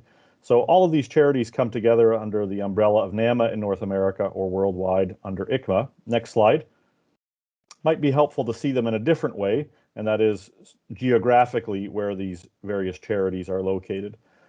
Importantly, we're around North America, a lot in Europe, UK, Australia, New Zealand, various parts of Asia, but there are a number of places in the world where we don't have very much presence. So we rely on lots of partnerships with other organizations like ICE1 in its membership, and many of you on this call. I sincerely thank any of you who either donate to a local seafarers welfare charity or serve on a board or trustees of a seafarers welfare charity. It's greatly appreciated. If you can go to the next slide. Our traditional work with all these smiling faces is the work of transportation, ship visiting, providing local knowledge, and being a friendly welcome in a faraway port. If we're called on, we can give religious services or other mental health services, but that was sort of our traditional work. But if you go to the next slide, that was changed drastically in the time of COVID, where we couldn't go into ships any longer, but rather would go on the deck to the perhaps also just to the bottom of the gangway. We're doing a lot of personal shopping for seafarers. The bottom left picture is Ruth Sitaro in New Haven, who's an incredible shopper for seafarers. And more recently, and that was the point that Oli Schroeder mentioned, vaccines for seafarers, helping to either bring seafarers to local pharmacies or bring vaccine teams onto ships. And we're doing that in about 40 to 45 places in the United States right now. But something characteristic of almost all our work is the question of the internet and communications of seafarers. It's one of the biggest things pre-COVID that seafarers asked us, and something that we continue to provide. Please, next slide. And we provide it because it's in the context of good mental health, but also communication in general. Communication with family is important to us all, certainly to seafarers as well. Many recent studies, whether it's from the study from University of Washington and the Bahamas Maritime Authority, Seafarers Hospital Society, International SOS Foundation, Philistos Ascot, DNV safety management audits, are talking about well-being. We've heard earlier as well, well-being. And swirling around in those conversations is the question of internet availability and crew welfare. What's the role of internet for crew? Very, very important. So I want to dig into that just briefly in this presentation. Next slide, please. So where does internet come from? It's a patchwork, actually. Some is provided by the company, free or with certain limits. Some is available from the company for purchase. Some comes from the terminal when they come into port. In Montreal, Quebec, for example, the terminals provide free Wi-Fi that seafarers can access, or Sydney, Australia. There are roaming and local data SIM cards, which are purchased in the home country, purchased in an airport, purchased from, again, us, the local Seafarer Center. Or there is free Wi-Fi, most typically in the Seafarer Center, a restaurant, a cafe, a shopping center, etc. When, sorry, just go back to the last slide. When we say it's provided by the company free, it can be quite limited. So I asked one of my colleagues in Montreal to give me some numbers, and he pulled 3 ships that came in today, and one crew gets 500 megabytes per week free. So they do get free internet, but it's 500 megabytes per week. Another ship gets 1.5 hours a day for free. And just more recently, because of COVID, that was boosted to 3 hours of free internet, but fairly slow speeds. And another shipping company, they reduced the cost from the company. It was more expensive, and they made 100 megabytes, $10 US. So when things are free or cheaper, still to recognize that it's still either limited or can still be quite costly compared to what we would want. Doing something like what we're doing right now would be fairly difficult on 100 megabytes or 500 megabytes. Next slide, please. A few other additional studies to help us get more granularity. This is a study by the labor organization Nautilus that found that 88% of crew were able to connect to the internet regularly. This report was from 2017, I believe. I can't read the bottom of my screen. I think it's 2017.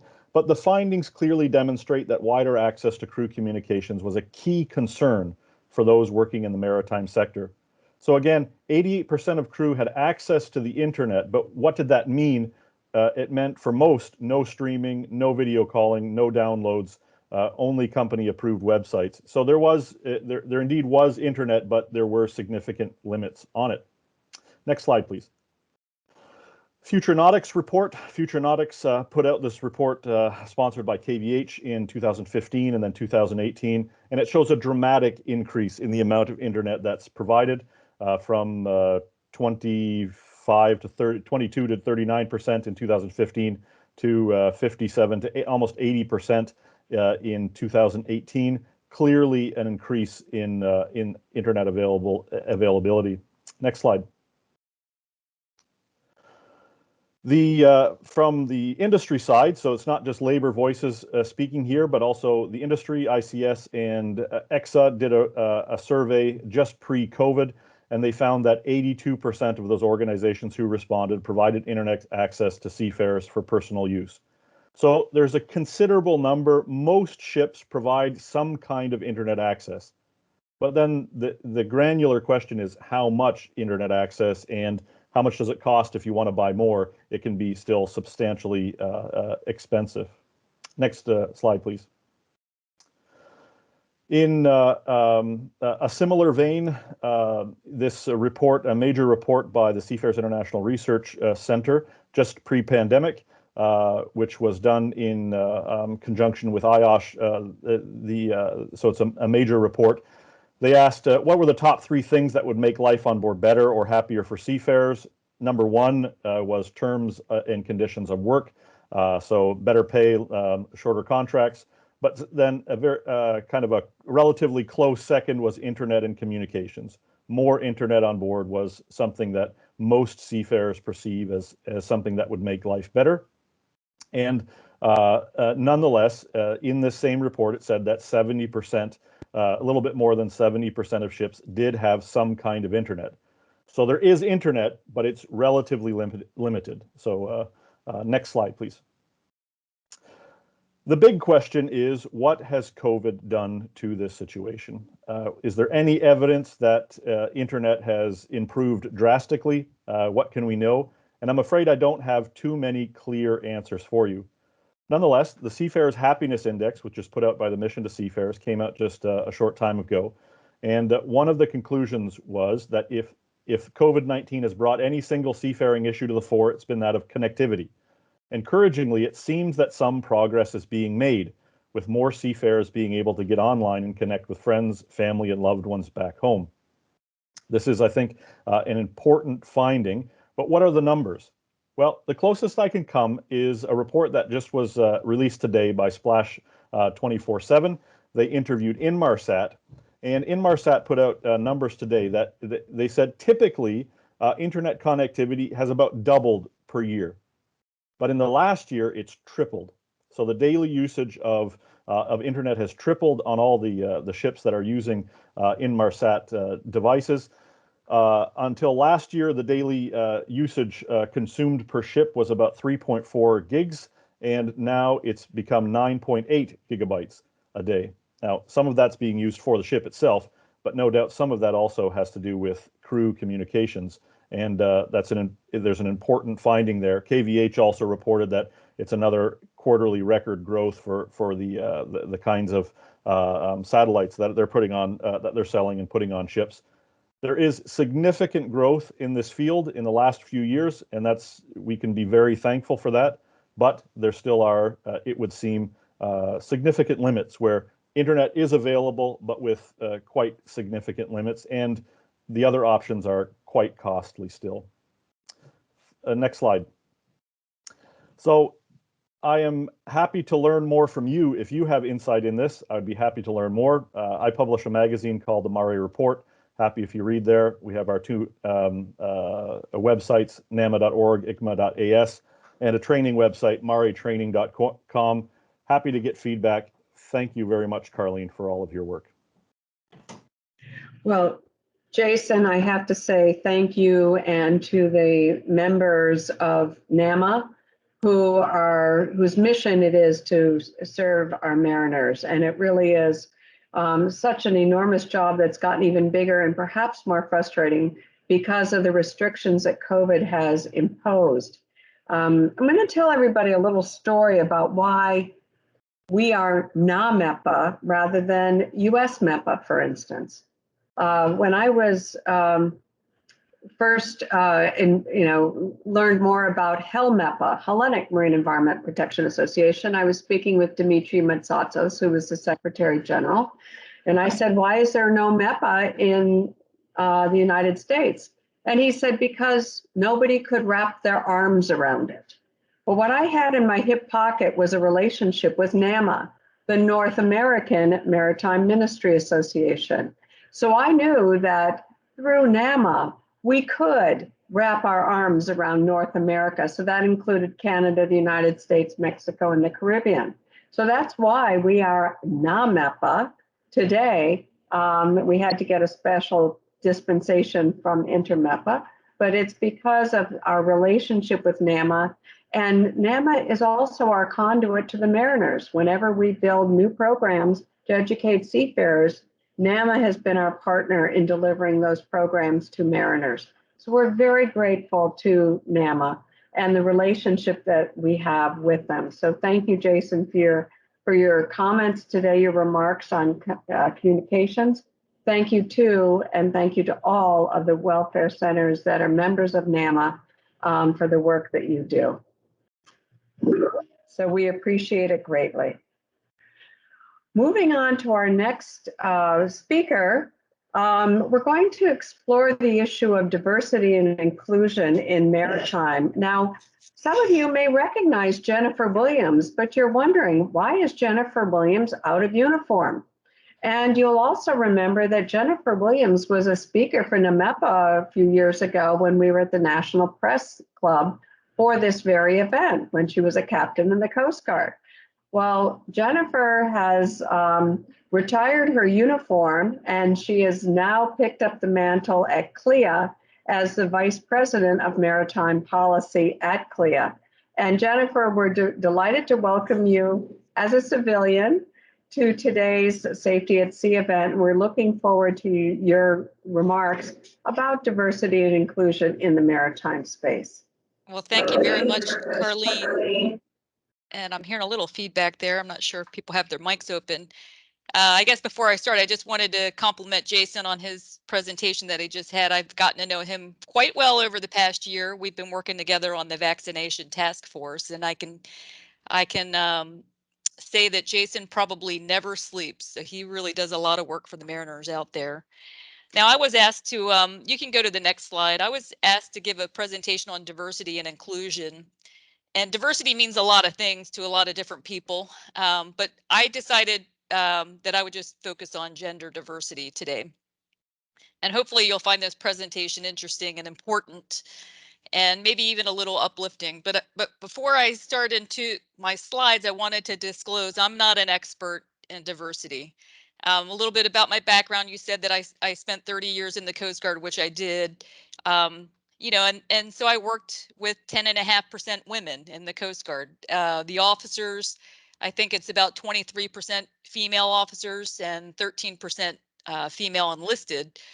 You know, and that's changed over the years. It's gotten better over the years, but those are the more recent numbers. And then I went to U.S. Merchant Marine Academy, and I think I saw that there's a midshipman or two, hopefully watching from their barracks rooms. I graduated in 1990. My class, 5% women. So, you know, I'm not really used to being or working around women. I even have 7 brothers and 3 sons and 2 stepsons, and I even have a male dog. So I'm kind of really not the expert in diversity. You can go to the next slide.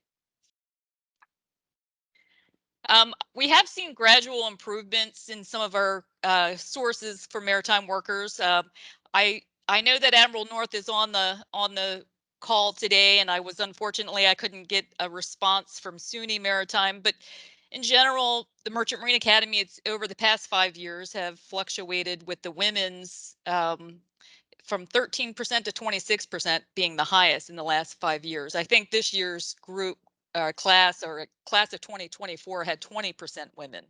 Mass Maritime for their maritime program, 14%. Cal Maritime, same thing, about 14% women. So not very many. NCL, the Norwegian Cruise Lines Holdings, they have a report that states that they have 23% women on board their ships, and 15% of them are 3 stripes or more, so in a management position. You can go to the next slide. So from an ILO report, they state that there's approximately 2 million seafarers worldwide, and women represent about 2% of that.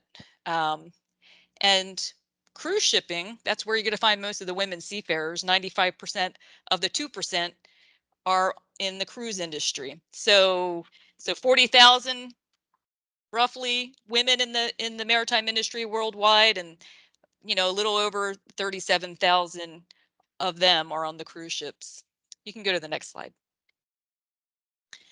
And from a BIMCO ICS, the International Chamber of Shipping report in 2015, they did a manpower report. This slide comes out of that report. But essentially, there is a demand for officers on board ships worldwide. And for 2020, they estimated that we would need 92,000. We were basically behind in recruiting. And in 2025, 147,000 that we'll have a shortage of. So there are jobs out there for men, women, and everybody. You can go to the next slide, please. I'd be remiss if I didn't talk about the global impact of cruise shipping in the maritime industry. And this slide depicts, you know, how many passengers we carry, how many jobs it represents, you know, and how much money you make. You can go to the next slide. And of course, with the COVID shutdown, partially worldwide for a number of months, and then in the US, we're still experiencing a shutdown in cruising. This slide represents how much the global impact of the COVID impacted. But it only represents September, or actually March 2020 through September. So you could probably almost double this. So, you know, cruising is important. You can go to the next slide.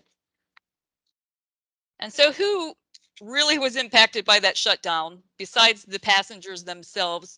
We have people on, here's Serena Olive, who is a second officer on board Norwegian Dawn. And I love her story because after several years of working on board with a cruise line as a concession partner, she became fascinated with the technical aspects of the ship, including navigation and arrivals and departures and so on. So she returned to her home country in Italy.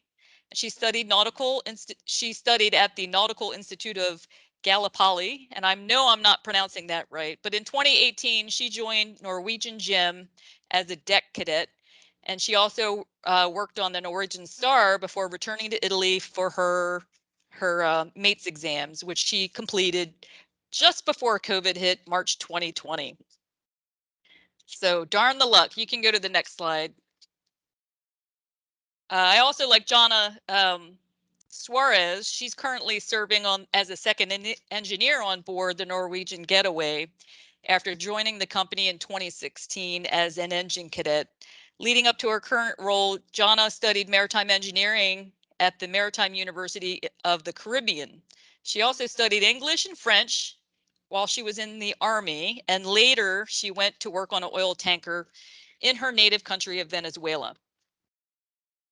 You can go to the next slide. Sorry.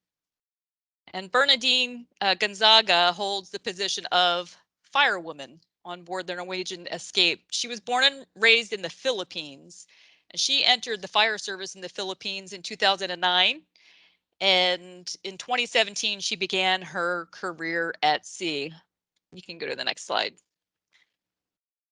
I had to throw in a picture of Admiral Landry. Mary Landry is a retired Coast Guard admiral. She actually sits on the board of NCL, which is a really important thing to have diversity on the boards that run these companies. But Mary Landry, she spent 35 years in the Coast Guard, and I actually served with her when I was an ensign. So my very first tour, she was the JO. She was almost the lieutenant commander when I served with her. And she was one of the very first, I would say. She was like the onesie twosie in that group, where I witnessed a lot of bad behavior towards her. And I was always like, why aren't you going to stand up for yourself? She said, oh, it'll all come out in the wash. Don't worry about that. She had a very successful career. She continues to be successful. And, you know, I adore her. So you can go to the next slide. And I really have to mention my current boss, Kelly Craighead. She's the president and CEO of CLIA. This is the first time in 31 years of working that the very #1 top person in the organization was a woman. So this is a very strange experience for me, but I love it. She's very impressive. And I have my next slides, I think I'm going to have a couple of video clips, and I hope that they work for you. But I just wanted to say how frustrating this is. You may have seen this, but can you go back to that slide, Carlene, the next slide? So this was kind of social media. I think it was on Instagram, and it just frustrates me that people can be so insulting even to this day. So this was an actual somebody, citizen of the world, that questioned how could she be a captain. You can go to the next slide, please. And I think you have to advance it for the video to work. You might have to turn up your volume.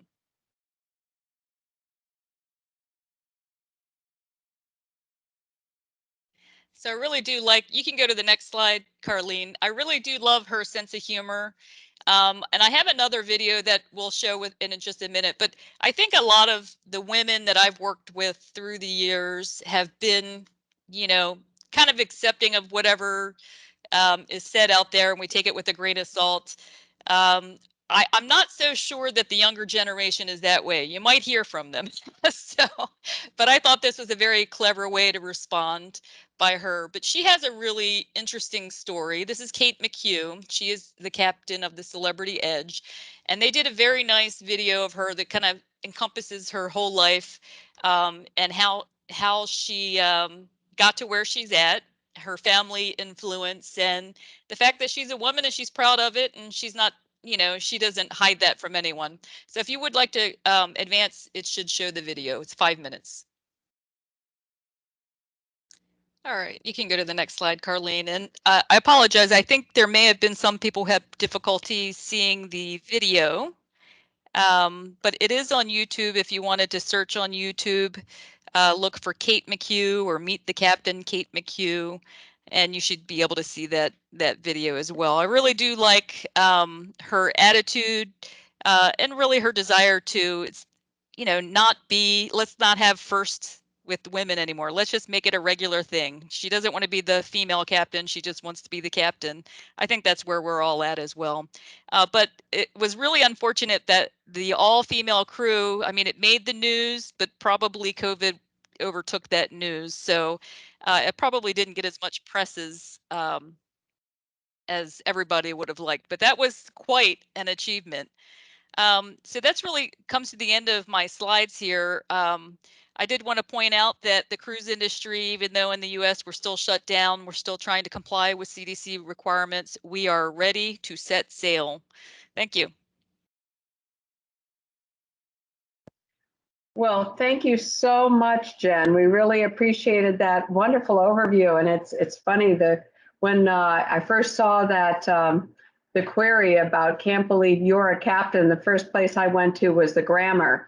And I'm glad that she addressed it so adroitly, because let's get to the point where, you know, we're in a situation where it's a captain or an engineer or a mariner without any sort of amplifier. So I thank you so much for bringing all of this to our attention and for your presentation.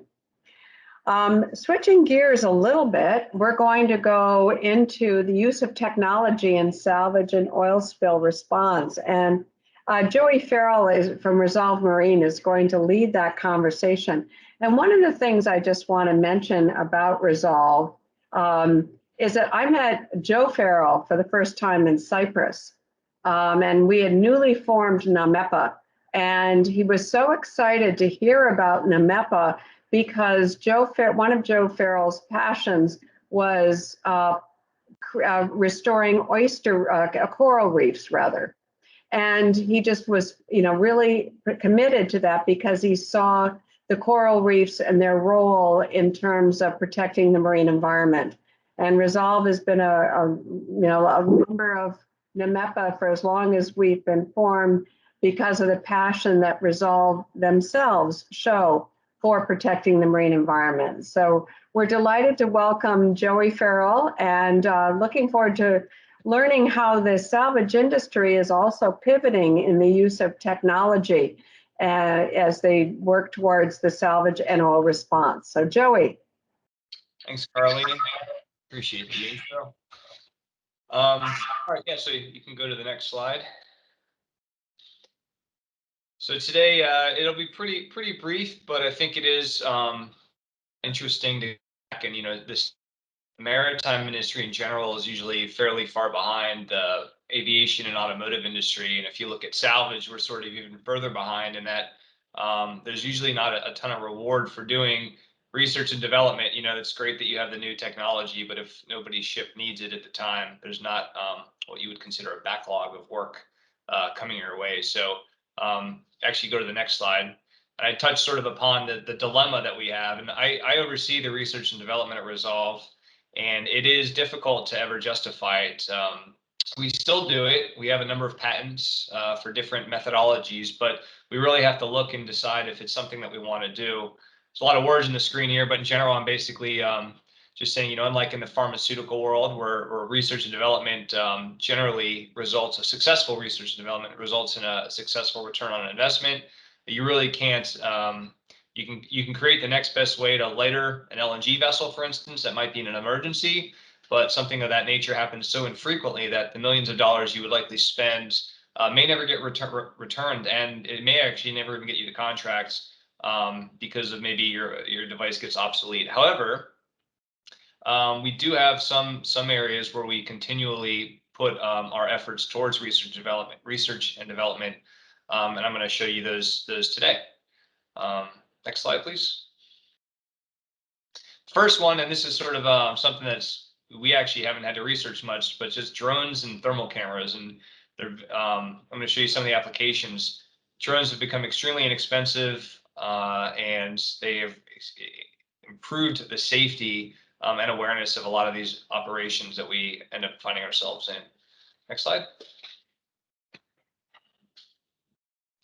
As I said, they're inexpensive, simple to use. They can access areas where, especially around fire environments or areas where gases or something that's hazardous to people have been released. And we can carry electronic instruments to monitor the environment, whereas before you'd have to have a person walking around to do so. And as technology increases, and on some of the projects I've been on in the recent past, we were actually looking at even using them to assist in carrying messenger lines up to the ship, which is a feat that we actually had to do last weekend. A ship off of California that was dead, and getting crews and people, getting to the connection can be difficult sometimes. So, next slide. Oh, this is the. Okay. All right, well, I promised there was a pretty cool image there. We had used a drone, a flying drone, a fixed wing drone in Rennell Island, and it had mapped hundreds of miles of coastline. I apologize for that. I actually this is the first presentation, so next slide. This was our first extensive use of a drone with a thermal camera. This was off the Canary Islands. It was a ship fire carrying NPK or ammonium nitrate-based fertilizer. It was about 120 miles offshore and drifting at a couple knots per day. The gases, we brought in a chemist to determine the nature of the gases, and they were basically extremely hazardous. I can't remember exactly, but it was NO2, NO, NO3, a bunch of N's, and then everything else that would pretty much kill you if you inhaled it. And the gases were quite heavy. They actually clung to the surface. So even the tug itself, well, when we finally got this vessel under tow, you can imagine how fun that was connecting to this vessel. You couldn't even put the tug in the wake of the vessel because the smoke would be hazardous. So in this situation, we also were not allowed to bring the vessel in anywhere because who wants this coming into the port? So our challenge was actually to convince authorities that the vessel would be stable by the time we got it into the port. So if you go to the next slide. This is just sort of a side, the nature of the cargo. You hear ammonium nitrate, and a lot of people recall the Texas explosion in 1947 in the US. It killed a couple hundred people, and more recently in Beirut, which killed 78 people, and it resembles much small nuclear explosion. So when you start talking about bringing 30,000 tons of this near someone's coast, you really have to have some good reasons to do it. When that was the situation we were in. Next slide.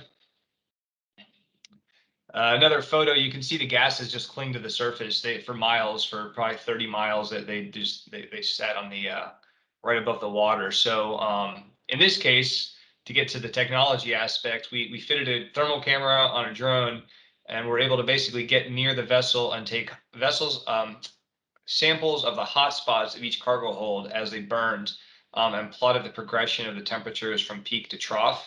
And that was sort of a way to show that the cargo was stable. NPK fertilizer is fairly stable in nature. I cannot remember all of the details, but as long as it has a way to release the energy quickly enough, it actually is stable. And that was something we had to prove. So if you go to the next slide. This is a video. I'm hoping you can play it. The previous one. Is there a way to click and play that? Because it was maybe not. All right, those are two pretty cool videos. I'm gonna go for 3 here.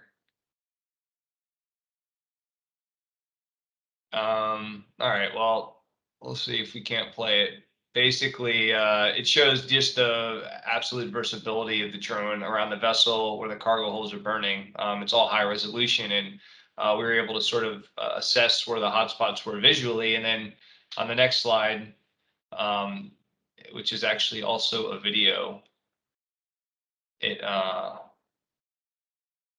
you can actually see that's a hotspot. So right on. We're still trying to get the videos to play, Joey.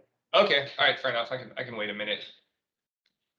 Well, I'll just talk through it. So you can't actually see on this output of the video, but the actual heads-up display that the operator had, you could pick different points on the video screen and actually determine what temperature there you go, simple and easy.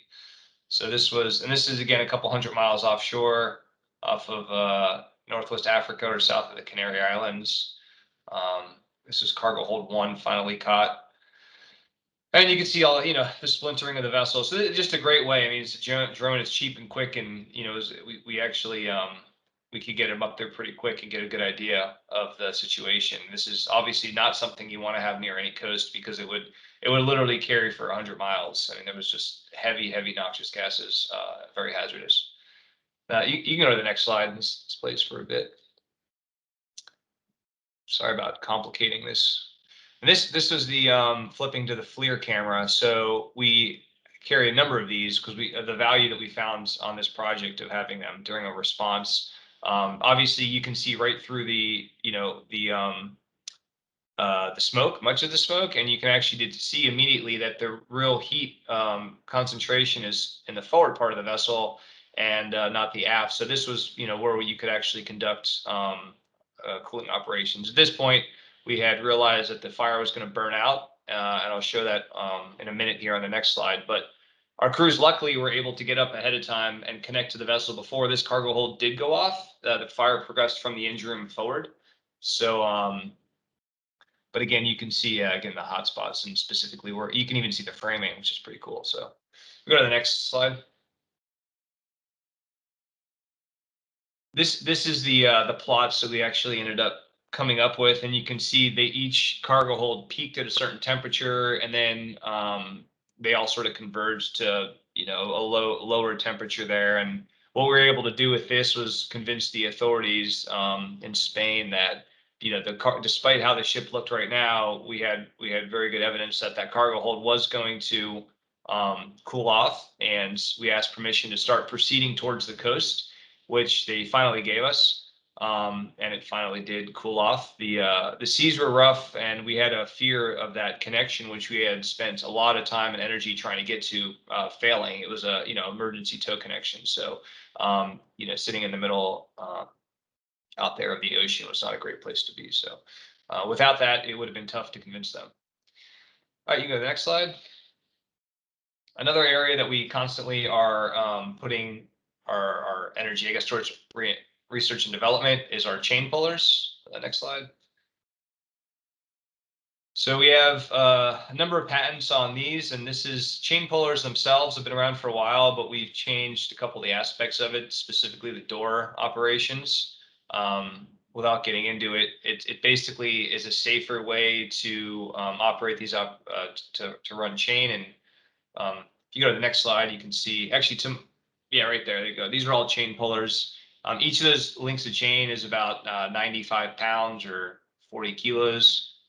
So they're quite big pieces of equipment, but they're actually small and compact relative to the amount of force they generate.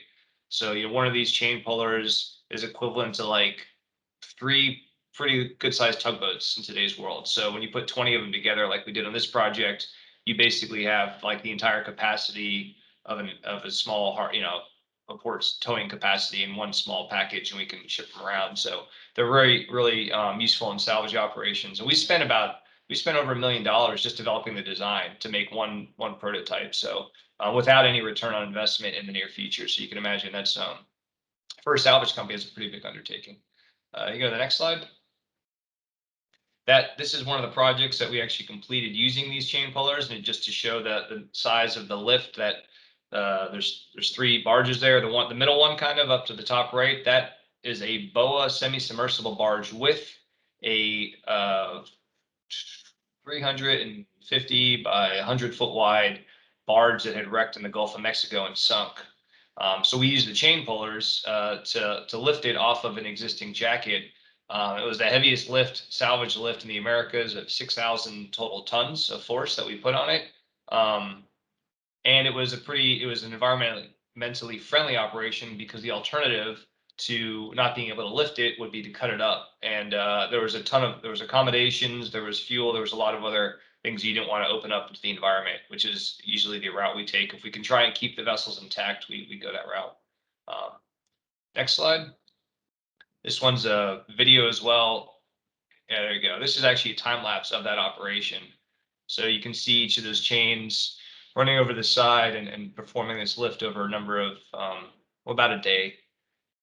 Something to note is the actual Casualty started breaking in half, but with all the chains underneath it, we're able to sort of recognize that. We can detect where the load is and actually sort of cradle it on its way up. So this was, again, a 6,000 ton lift using these devices that we had patented. And there's even more technology to them. There's heave compensation and whatnot that we've added to it. So pretty cool. Taking an old technology and putting some new stuff on it. And interesting, yeah. So we actually took another barge and flipped it under here, and that was a whole nother operation, but it's for another day. So next slide. This is another operation. It's pretty cool. We used the chain pullers on. This was a parbuckle and lift. It was a parbuckle heavy lift. This is a cattle carrier in Chile that had actually breached his hull. The captain was quick enough and reacted to actually purposely run it aground. The the vessel was going to sink, and he had the foresight to go ahead and put it on a place where it would stay. They could evacuate the crew. Eventually, it rolled over. This was, yeah, you can see our crews in wintertime. That big orange thing to the left is a chain puller. You can see all the chain pullers there. And again, we use these, we synchronize them. We have sort of our own tricks of the trade. It's not as simple as you would think, but that was the concept that we had pitched to the Chilean authorities to allow us to do this operation. And I think there's an actual time lapse of it happening. Oh, there you go. So this is the actual video of it happening. And you can see the barges sort of coming up and down as they take the load on and off the chain pullers. So we did parbuckle this vessel and then lift it off the seafloor, repaired it, and took it out and scuttled it. So and that was part of the plan. Next slide. So another area that we've identified as important to put investment in, because we feel there's a lack of technology now, is our hot taps. And I'd say ROVs. We've decided as a company, as Resolve, that there's enough ROVs out there that they're usually accessible. They don't differ too much, but the tools that we want to be able to integrate with them are what we're focusing on now. So you can go to the next slide. This is one of our patents that we have for design. This is like our generation 2 hot tap, and it basically is a device that lets us, when a vessel sinks, the usual immediate priority is to remove any environmental threats, which is generally in the form of hydrocarbons or fuel, cargo, if it's a tanker, or even plastics nowadays. We see a lot of the plastic nurdles we get into, but this device allows us to quickly tap and things, and then basically remove the fuel. So you go to the next slide. This is kind of a conventional way of doing it back in the day, and even today, it's effective. It works well in shallow waters, under 100 meters. We basically use divers to install the device, and then we drill and install the tap to suck the fuel out. However, we see the future as being full, basically diverless hot taps, which we have done, but we're trying to design basically a new and improved version in generation 3. So it is quite an expensive endeavor. We're in the process of it. As always, we're always in the process of it, and yeah, it's one of those kind of wait for the work to come. So we actually are working on a project with the hot tap right now. Next slide. This was a job that we had done about a year ago. Actually, no, 2 years ago now. And this was one of the first, I think, the first ship to get torpedoed in World War II off of the eastern coast of the U.S. It was sunk by a U-boat off New York. The vessel, as you can see at the bottom right, broke in half. That's sort of the two halves. There was a light leakage, so we were contracted to go out and inspect and do a survey to see how much fuel was on it, and we actually ended up finding about 500,000 gallons at the end of the day on the wreck. So it was successful, and the assessment actually identified the leak, and it wasn't insignificant. It was a lot. So you go to the next slide. This sort of shows, I guess, sort of a hybrid or an integration of our existing naval arcs using the technology, which 10 years ago was very expensive and now is a bit more, maybe not commoditized, but it's accessible. The multi-beam systems in today are amazing, allowing you to pretty much get a 3D representation of these size objects. And you can see that we can actually take plans from 1930 something when these vessels were built, overlay them, put them on CAD, identify certain attributes, where frames are, where the tanks are, which just lets us get right to the problem areas. So in this case, we were able to see where fuel is most likely at, and then of course just get right to it. So the old-fashioned way was kind of tapping, looking for frames, and this way we can coordinate. These maps can actually be used with a USBL system, which is a little tiny locator device, so you can actually see the diver or ROV moving, and you can just put it right on the spot which is, again, fantastic. Next slide. So this is a horrible picture. I apologize. I was trying to find something better, but this is on the left. You can see one of the ROVs that we had used on this project, and to the right, basically using that navigation system I was just talking about. The ROVs can go down, mark the area, prepare it, and then install the hot tap. In this job, we actually used divers assisted with the ROVs, and that's kind of that step that we see between entirely or using only divers to diverless. You can see the next. Oh, that's it. So hope I didn't talk too fast. I have a tendency to do that. So if anybody has any questions, you can reach to me anytime. J. Farrell for Resolve Marine. And thanks for your time. Well, thank you so much, Joy. And yes, you did speak quickly, so I could almost accuse you of being a New Yorker, but I'm not sure you are. So I'll take back that accusation. One thing I do want to mention, especially when you were talking about the Coimbra, is that I guess it was about 10 years ago, NAMEPA partnered with the American Salvage Association on getting $1 million in funding for NOAA to prioritize the shipwrecks. And that became the Roulette program, which, yes, the Coimbra was releasing oil, and certainly divers, recreational divers were reporting it. So, but the Roulette project helped the Coast Guard prioritize, where their areas of interest were, so that the funding could come out to get that remediated. So thank you for your work on the Coimbra. Well, to that, it was a successful prioritization because on diving there, we found there was a lot of the wreck was in very poor condition, and there was, as I said, 500,000 gallons of fuel, which is not insignificant. So in context, we sunk the Spiegel Grove, I think, in 2000, and I cannot remember now, maybe 2000, off of the Keys, and it was a 600-foot military vessel that was we went down to help them. Actually, it was a failed attempt, and we went and sort of helped them sink it. And that vessel rolled over 90 degrees in a hurricane and 170 feet of water. So, a storm like that hitting a vessel in that state with 500,000 gallons of oil off New York, there is risk. So I think it was a successful assessment to actually highlight that one specifically. And then sure enough, we get out there and it was, ready to sort of go. So yeah, because that was a World War II wreck. Yep. Well, thank you very much. And I'm looking forward to our Q&A period. And believe me, I've got lots of Q's, and I'm looking forward to your A's. So thank you for that wonderful overview. And I'm so impressed by the advancement of technology that the salvage industry, which one normally thinks of as conservative, how advanced Resolve has taken it in terms of the technology. So thank you. Thank you. The final speaker for this particular segment of today is somebody who's no stranger to NAMEPA. Graham Somerville Ryan years ago was volunteered by Lisker to help NAMEPA with our LinkedIn and some of our social media.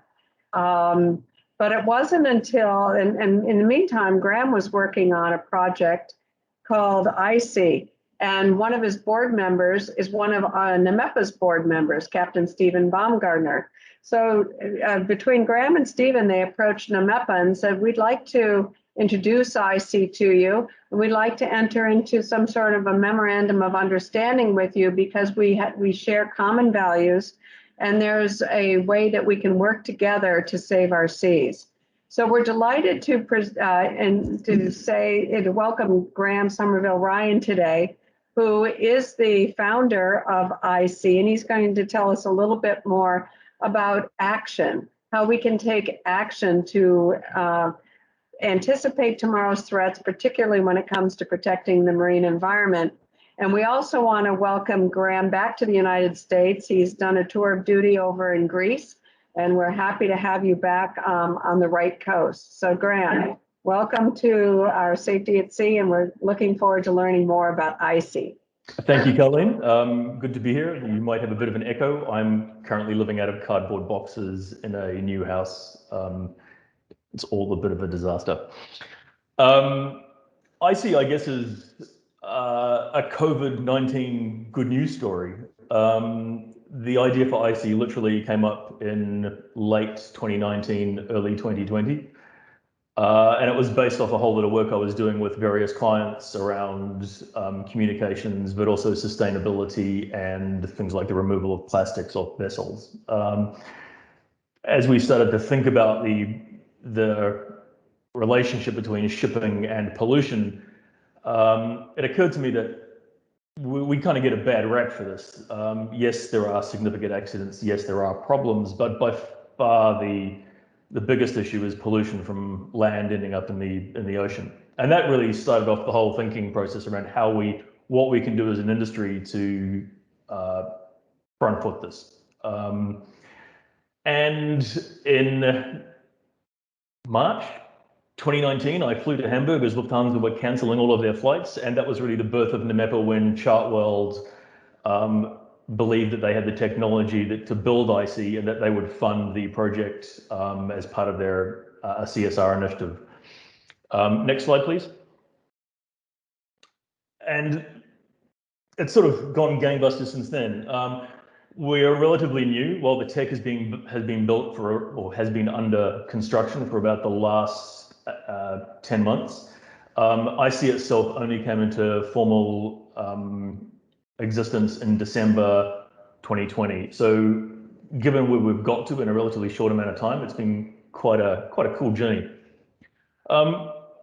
IC's founding, I guess, the reason for existence is that there is a lack of data around pollution. There's a lack of data around what's in the ocean, where it is, what's on the beaches. There's a lot of hypotheses and a lot of modeling that's done, but actually very little observational material that we can base decisions off. We are a non-profit. We're based out of New Zealand, of course, but that is because we've had significant help from a law firm in New Zealand around the setup and the structure of the entity. And as I said before, Chartworld have really been they sort of guaranteed us a first year of life by providing us with technology. It's a very simple concept. It's that seafarers can use the app to take an image which is geotagged. That image is then put into charts and maps. What we do with that data is a whole different set of questions, but right now the data doesn't exist. So it's being very modern, terrifying for shipping. It's crowdsourcing environmental pollution data. Next slide, please. And why? What can we offer that no one else can? And this is so often in shipping, we're on the back foot around the environment where it's all about compliance or not being seen or hoping that no one notices. Whereas actually we have an incredible amount of reach and we see things that no one else can. I know there are some discrepancies in figures from earlier presentations, but we're looking at nearly 100,000 commercial vessels. We're looking at nearly 2 million seafarers, I think it was before. 8,000 yachts, 17 million recreational vessels. There's so much ability to collect information if it's done simply and easily. We can monitor everything. And if you go onto Vessel Tracker and you have a look at where all the AIS points are coming from, there's very little of the ocean that doesn't have some craft somewhere. And this, rather than seeing this as a disadvantage, I hope that shipping sees this as an advantage. And we can start to enter into a discussion around ocean health that isn't us being scared of regulation or trying to avoid the subject. Next slide, please. How does IC work? It's literally an app on a personal handheld device. The reason for this is because everybody has one. Seafarers have 2 or 3 usually. It's not designed to be a scientific survey of the oceans. It's a opportunistic when it is safe and easy to do so. If you can take a picture of pollution, the app will then place that into a map. You can add a tag to it, which will give us some categorization of what's there. These are 2 examples of data that was collected from One is a commercial vessel, one is a recreational vessel. It's pretty easy to work out which one. If you don't know, I'm not helping you. But this sort of, like, oil spill response, you should be very, very pleased about this. This then allows us to alert authorities. Indeed, the case on the right, the MPA was approached around this and informed. And to then get involved in discussions around how we go about cleaning up. IC is not intended to be a police force. We're not intended to be regulators or trying to catch illegal behavior. It's just simply a statement of fact that there is oil, for example, there is oil on the water here at this time. What can we do about it? And that's really like phase 2 or 3, phase 5 is using the resources of the shipping industry to actually come up with solutions around this. And we've been involved in this up in Port Hedland in Australia, where one of our members has actually recovered items that have been mapped. So it shows what the potential is that we can do. Next slide, please. From a shipping image point of view, though, I find these data points much more interesting and much more exciting. We've worked with shipping companies. We have now around 20 signed up in terms of provision of testing on their vessels. But we're also getting approached about once or twice a week from members of the public wanting to collect data for us or test the system because they see a local problem that they want to try and help. The picture on the left is Hong Kong, and these are data points from a few people who are being very enthusiastic around collecting information. But also on the far right of Hong Kong, you'll see 2 points in the port area, and they are actually from ships that have reported similar sort of concentrations of debris. The one on the right, though, is fascinating. This was taken by one of our very first volunteers who approached us through Instagram, who has literally taken thousands of pictures of debris on her local beach in Newfoundland.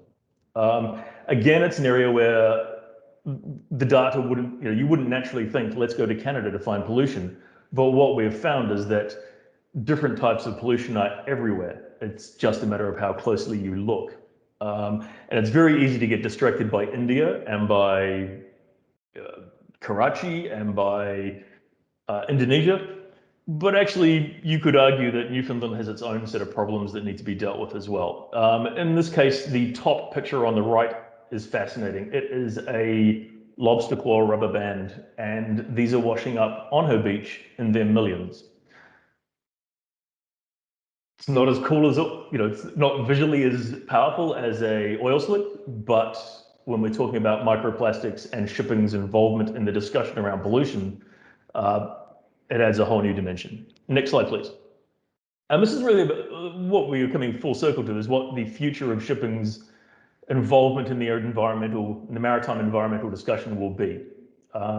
Do we want to take a lead? Because we can, and the companies that have currently signed up to IC very much see that as how this is going to develop. We are an incorporated society, so like a European football club, we are owned by our members. And this gives us the ability to actually act as an industry rather than as one company or a separate third party. We're trying to do things a little bit differently, and this, I guess, touches on a whole lot of things that we've talked about today. One is too often, in my view, projects like this, the seafarers do all the hard work and someone in Copenhagen gets all of the credit.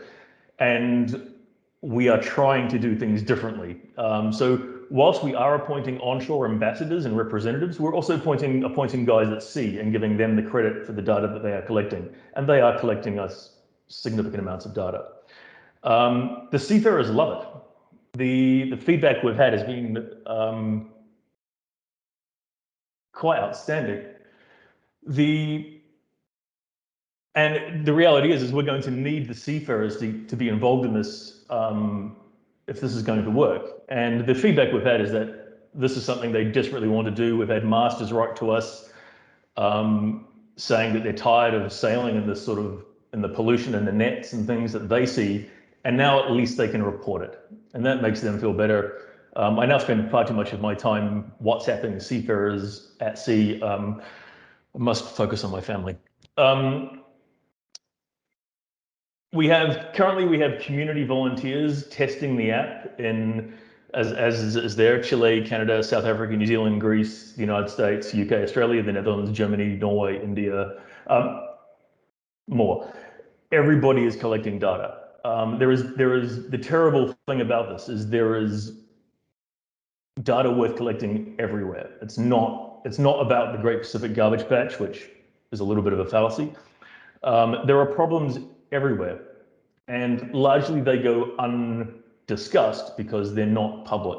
And this is where we're hoping that our maps will change things. I won't go into the NAMEPA, we've already covered that, but we've had a similar agreement with one of Western Australia's largest fishing clubs. We've supported an Isle of Man cleanup where our data, we went out and took data before their cleanup so that when their volunteers arrived, they actually knew where to go rather than hoping that they would come across rubbish. We've also provided all of our data to a company working on a European Space Agency project around using satellites to track pollution. As they discovered, the ocean is quite a large place and it's very hard to know where to point your cameras. And they need our seafarers to tell us where to start pointing. So again, it's much more of it sort of closes the loop in terms of a lot of the work other people are doing. It's shipping, it's all about charts. And this is the central theme of IC. Probably one of our coolest results so far is we got in contact with a guy in India who does a lot of cleanup work north of Mumbai. He agreed to collect data for us, and the data he gathered was horrific. But the good news is that this guy is removing an enormous amount of plastic pollution from the coasts of India for almost no money at all. He believed he could remove around about 10 tons of plastic pollution from the beaches north of Mumbai for the cost of $600 US. As one of our members said, that's the cost of a OK lunch in Singapore. We were pretty sure the shipping industry could help fund that. And this guy is going to be the recipient of our first funding for a cleanup operation that will be supported by our mapping and by our members. We are getting very, very close to the public launch of the app. Right now it's a closed testing environment with volunteers, but we hope within the next couple of months it'll actually be live for public use, and then we'll start pushing it out to various ships and companies that have signed up and are fully behind us. I've never talked for such a short period of time, Carleen. I hope I covered everything. Well, thank you so much, Graham. I think you have, and I'm glad that we're showing the contact details, how you can get in touch with Graham and how you can get involved with the program. Graham, what is the best way to connect with you so that, because one of the points you made is that this is really about environmental engagement and would be such a strong statement when we're looking at ESG, environmental, social, and governance for companies to be able to reflect that they are working on this project. What's the best way for companies to get involved? Email or terribly old school, a phone call. Email's fine. WhatsApp is equally good. Yeah, it's interesting. I think, again, because we are consciously trying to be different, because I don't think what anyone is doing now is working. I think is what I've come to see from what's going on. We're open to working with anybody in any way. We've had companies that can't afford to be members of IC, so that doesn't matter. They can still play a part.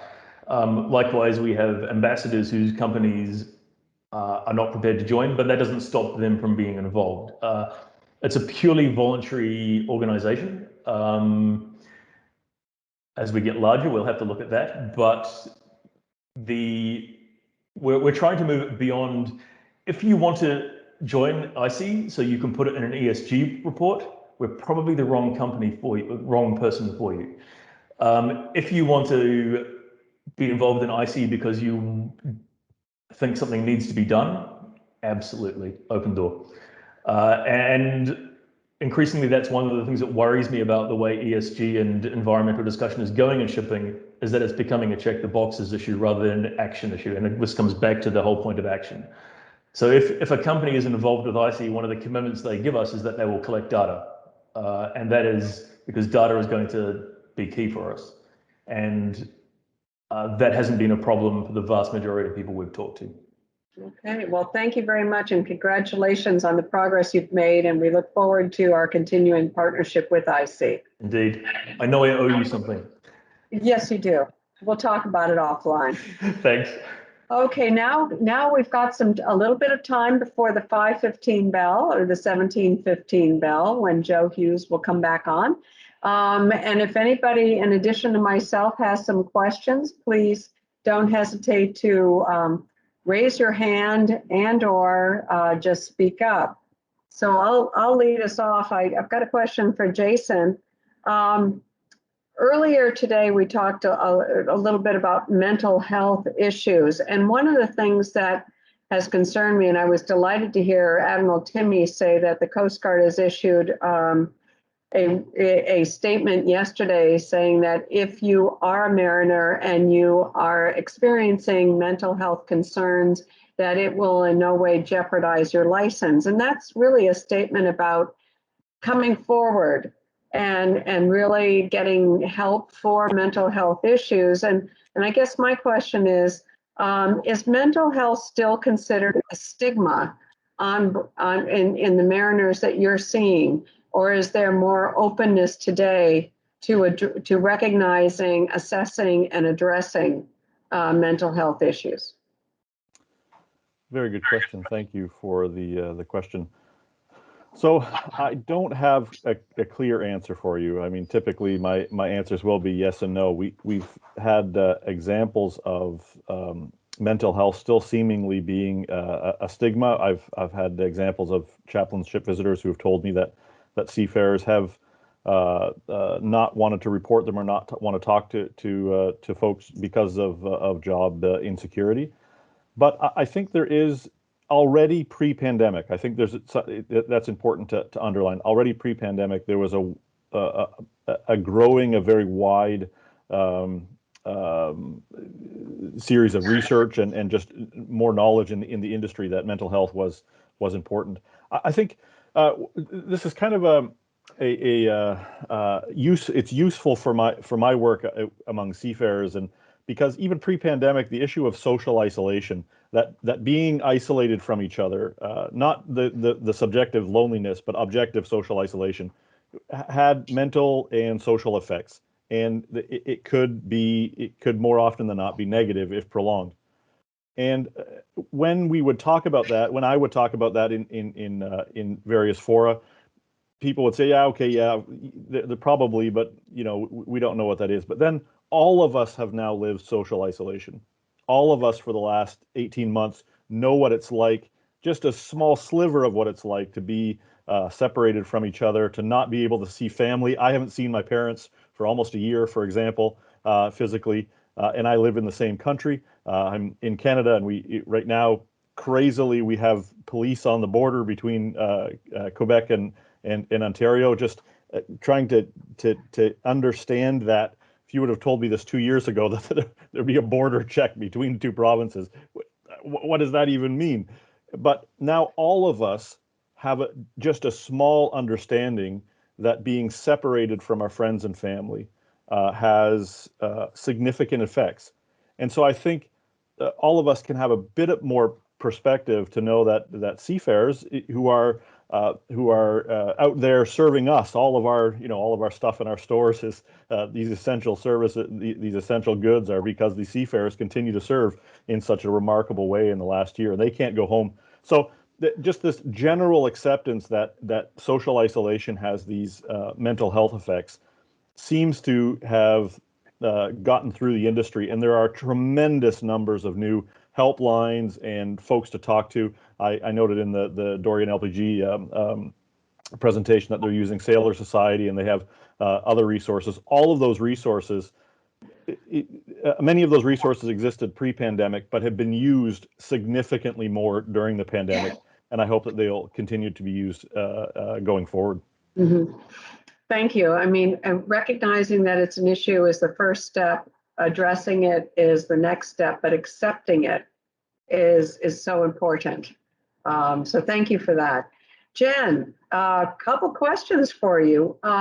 You gave us some interesting statistics, and certainly not necessarily surprising, but I guess still disappointing. I've been in this industry for about 40 years, and the numbers haven't changed much about diversity. And I guess I'd ask you, what are you've been on three sides now, three sides of the diversity issue. And what I mean by that is education, and then in the Coast Guard, and now in corporate world.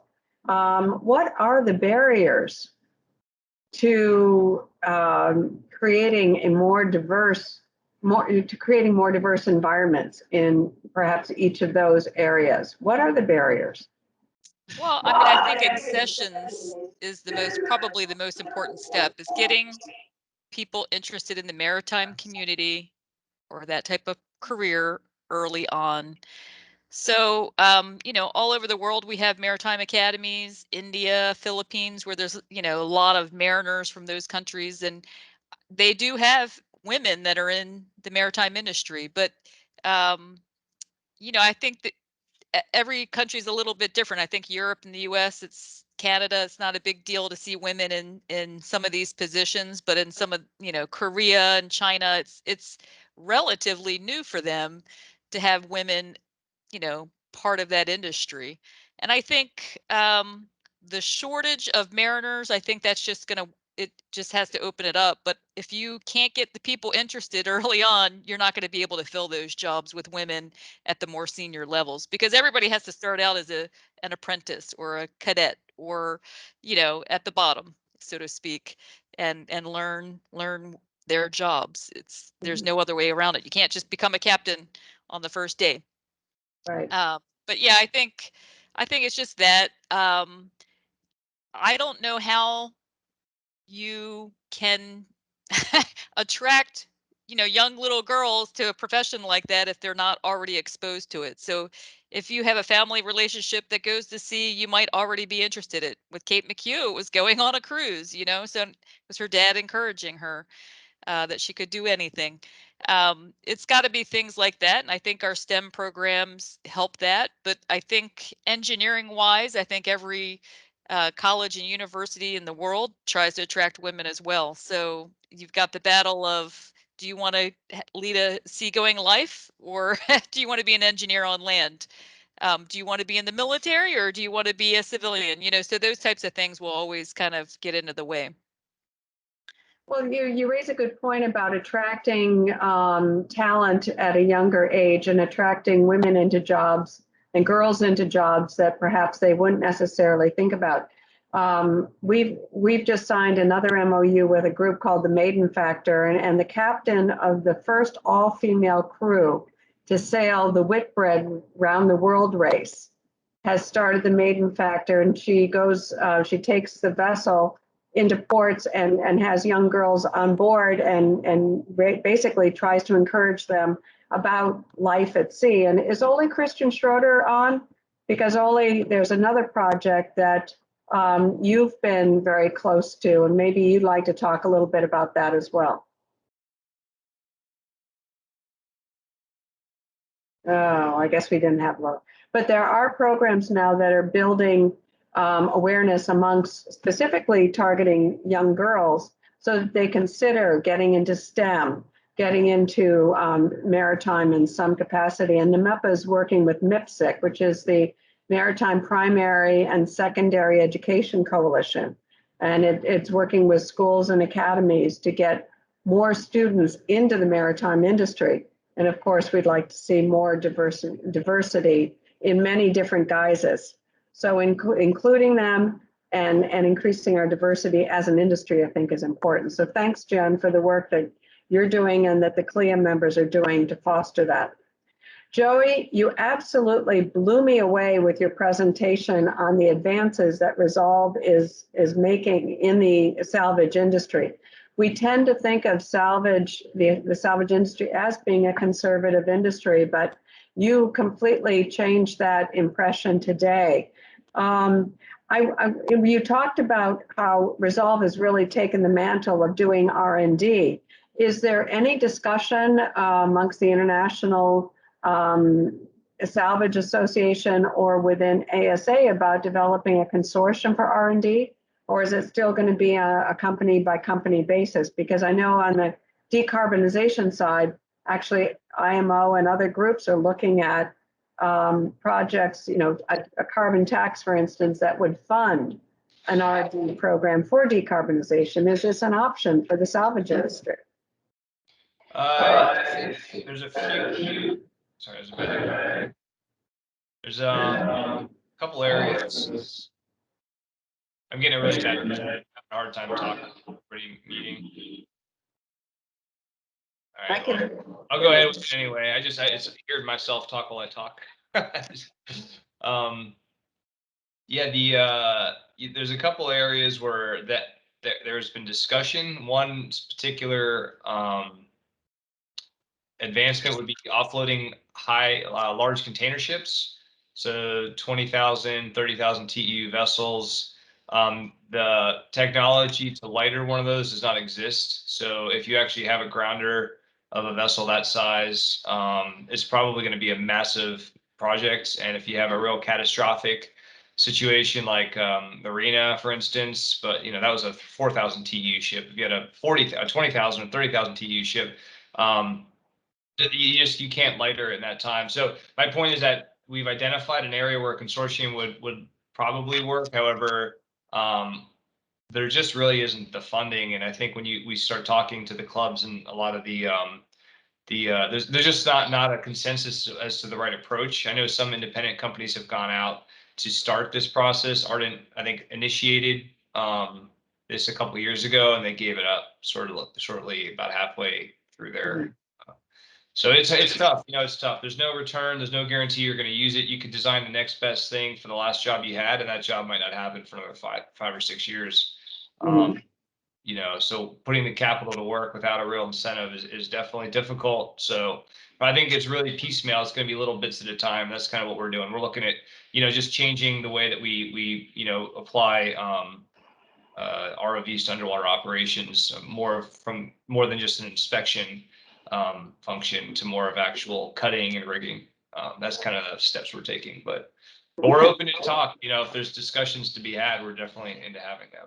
Wonderful. And then one more quick question is, you showed us the schematic of the fire sensing technology that you were using. We know that there are a lot of fires, unfortunately, on container ships. Is that technology also being used to isolate the container where the fire is originating? We've had that. That's an interesting discussion point. We did start talking about that. It's difficult because some of the solutions involve isolating bays of containers from each other so that you can keep it in one area. But almost every solution adds friction to the pretty seamless supply chain that is the container shipping industry. So when you start talking about adding a different type of container, for instance, there's just so many containers right now. You know, it ends up. I'm trying to think of the right way to put it. You know, everything in our world, and it might change, is really financially driven, for better or worse, you know. And I think if you're able to quantify safety and environmental impact more into decisions that businesses are made, then I think people will start to make, you know, decisions that are driven more on safety and environment. But right now, there's a lot more financial incentive, and you know, to add another layer of complexity to a container shipping supply chain, it's really not there right now. I mean, to be honest, yeah, we had I won't get more into that, but I firmly believe that there needs to be, hopefully in the near future, that we start more from the environmental standpoint. But if we start to put a true cost to the environment and safety, you'll start to see people realign the incentives from the business side.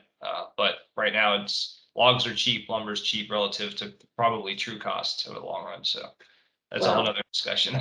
Okay, Joey. Well, thank you very much. And thank you to all of our presenters this afternoon on what our future is going to look like. And frankly, this was not intentional, but Joey, you teed me up beautifully to hand the program back to Joe Hughes, who in addition to being the chairman of NAMEPA, is also the CEO and president of the Ship Owners Claims Bureau, or the American P&I Club. So Joe, take it away. Well, I will take it away. Do so, actually. Carlene. Thank you. I can't say too many thanks for all of you who participated today. Obviously, people in the audience, our sponsors, but in particular, the quality of the presentations during the course of the afternoon have been absolutely outstanding. We've covered such a great range of subjects, and we talked about innovation in so many different ways. And I'm currently reading the biography, not of Napoleon, but of another very significant public figure, world figure of more recent years. And when he was undergoing an inauguration, almost exactly 50 years ago, just over 50 years ago, he said this: "It is almost a cliche to remark that we live in a time of accelerating change. Events once measured against a lifetime are compressed into a decade or even a year. Space and time and distance have been both stretched and shrunk, and yesterday is but a preview of tomorrow." Well, the person who said that actually was Ronald Reagan, when he was being inaugurated for a second time as governor of California in January, in fact, 1971. But how true was it then, 50 years ago, and how much truer is it now, 50 years later? I think, knowing Reagan's politics, he was saying that as a sort of vague warning about things we don't necessarily desire happening are likely to happen in the future, the traditionalist against the futurist. But I think that what we're seeing in our industry in terms of environmental concerns, dealings with cyber, there are many things that, yes, indeed, as Admiral Timme taught us just a moment ago, that can tend to keep us awake at night. But on the other hand, the progress that we're making, I think, in so many areas, ranging from, obviously, diversity in our industry, recognition of the mental crises that, COVID-19 and just, seafaring generally can create, to all the technology that's coming into play, the IC initiative, what Joey Farrell was talking about in terms of the salvage industry. All this is very exciting, and it is all very, very positive indeed. And I think that it leads, or will inevitably lead, to a future that has, obviously, in the context of environmentalism, a greater sense of the role that we all must play in our industry in saving the seas and making everything safer. And I think that although there have been difficulties, clearly over the last 12 months, we do stand on the threshold of very interesting and very positive developments in our industry over the years ahead. And I think that today we've gained incalculably valuable insights into where those developments might occur. So, having said that, and again, thanking everybody who's been involved, I'd now like to introduce the final sector, the final part of our afternoon, of course, being the AMVER Awards. Carlene can help me, no doubt, in regard to the particular circumstances in which NAMEPA has been involved in this most distinguished and useful celebration of those who have saved life at sea over the recent past. But I'm delighted to welcome Vice Admiral Scott Buschman of the United States Coast Guard, who will obviously be assisting us here in making the awards, and our very good friend Ben Strong of the US Coast Guard too. I suspect they need no introduction. Carlene, do you want to say a few words just by way of general background to this? Well, what I want to just bring forward is how much we value the relationship we have with the Coast Guard and how honored we were when I don't know, Ben, was it 6, 8 years ago when you approached us and asked if we would incorporate the AMVER Awards into our Safety at Sea program, which we run every year in conjunction with National Maritime Day. And it just seemed fitting to recognize American-based companies in conjunction with National Maritime Day and their voluntarism and the really, the selflessness with which those companies agree that their vessels will divert and perform rescues at sea. But nobody can speak to the AMVER program better than Ben Strong, who has been its champion and its leader for so many years now. And we're just so very honored to have Vice Admiral Buschman with us today, and gaining another friend of NAMEPA's. So I just want to again thank the Coast Guard for their faith in us, that they would like us to participate in their very prestigious and really valuable program, AMVER program. Thank you. Thank you very much indeed. Yes, indeed, the Coast Guard is one of the greatest jewels in the crown of NAMEPA. No doubt about it. So, Ben, do you want us to take it on? I will. Thank you so much, Joe and Carleen, for those kind words. It was it's a marriage made in heaven. Perhaps that's not the right way to say it, but it's a partnership that's enduring, and I'm very thankful that we have this opportunity, especially now since we can't meet in person, that we still have this opportunity to meet virtually. I'm looking forward perhaps to this being our last virtual meeting and gathering again for an in-person Safety at Sea seminar, National Maritime Day celebration. And then finally recognizing our AMVER Award recipients. But you're not here to listen to me. You're actually here to hear some words from Admiral Buschman. So if I may, sir, I'm going to hand this off to you because I know that you've got some comments and insights that you'd like to share with the group and with the group at large. So if you're ready, sir, I'm going to hand this over to you and let you have the virtual stage.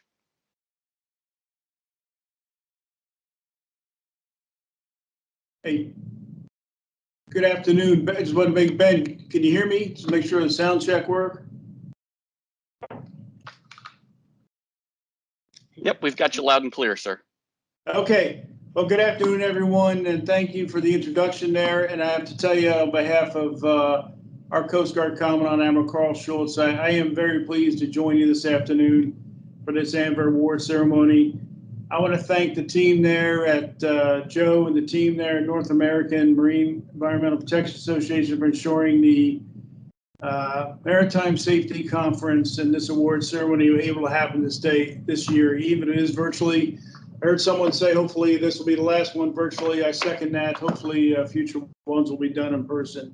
Really an honor for me to be here. As maritime professionals, whether you're in the Coast Guard, whether you're in a maritime industry, I think you understand that safety of life at sea really is a team sport. Because those that are at sea are sometimes challenged by the tyranny of the environment they're operating in, they're sailing in, and they're also challenged frequently by the tyranny of distance. And the AMVER program and its participants, I have to tell you from personal experience, is an important part of this team.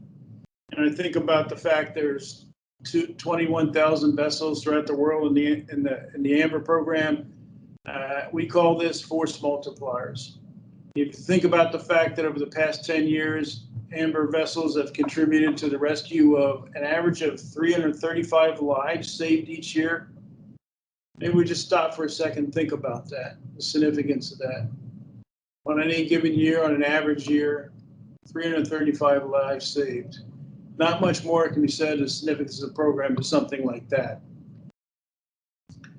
This afternoon, I can assure you, those of us in the United States Coast Guard are very thankful for the 585 ships from 141 American-based companies that have volunteered to join the AMVER program. And I can tell you from a lot of personal experience that our Coast Guard watchstanders and our Joint Rescue Coordination Centers have come to rely upon these vessels many, many times over. Maybe just highlight a few examples, recent examples.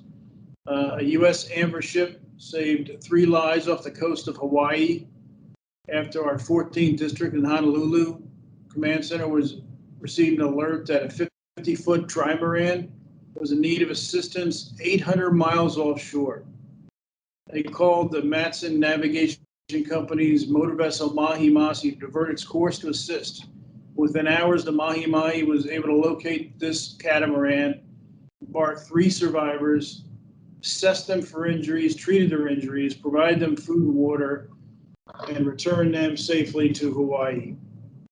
Another great story happened recently, also off the coast of Hawaii, from a U.S. AMVER ship that came from Sunrise Vessel Operations. It was the Motor Vessel Reliance. Our 14th Coast Guard District again heard of a case. This was a private aircraft that ditched in the middle Pacific Ocean over 1,000 miles off the coast.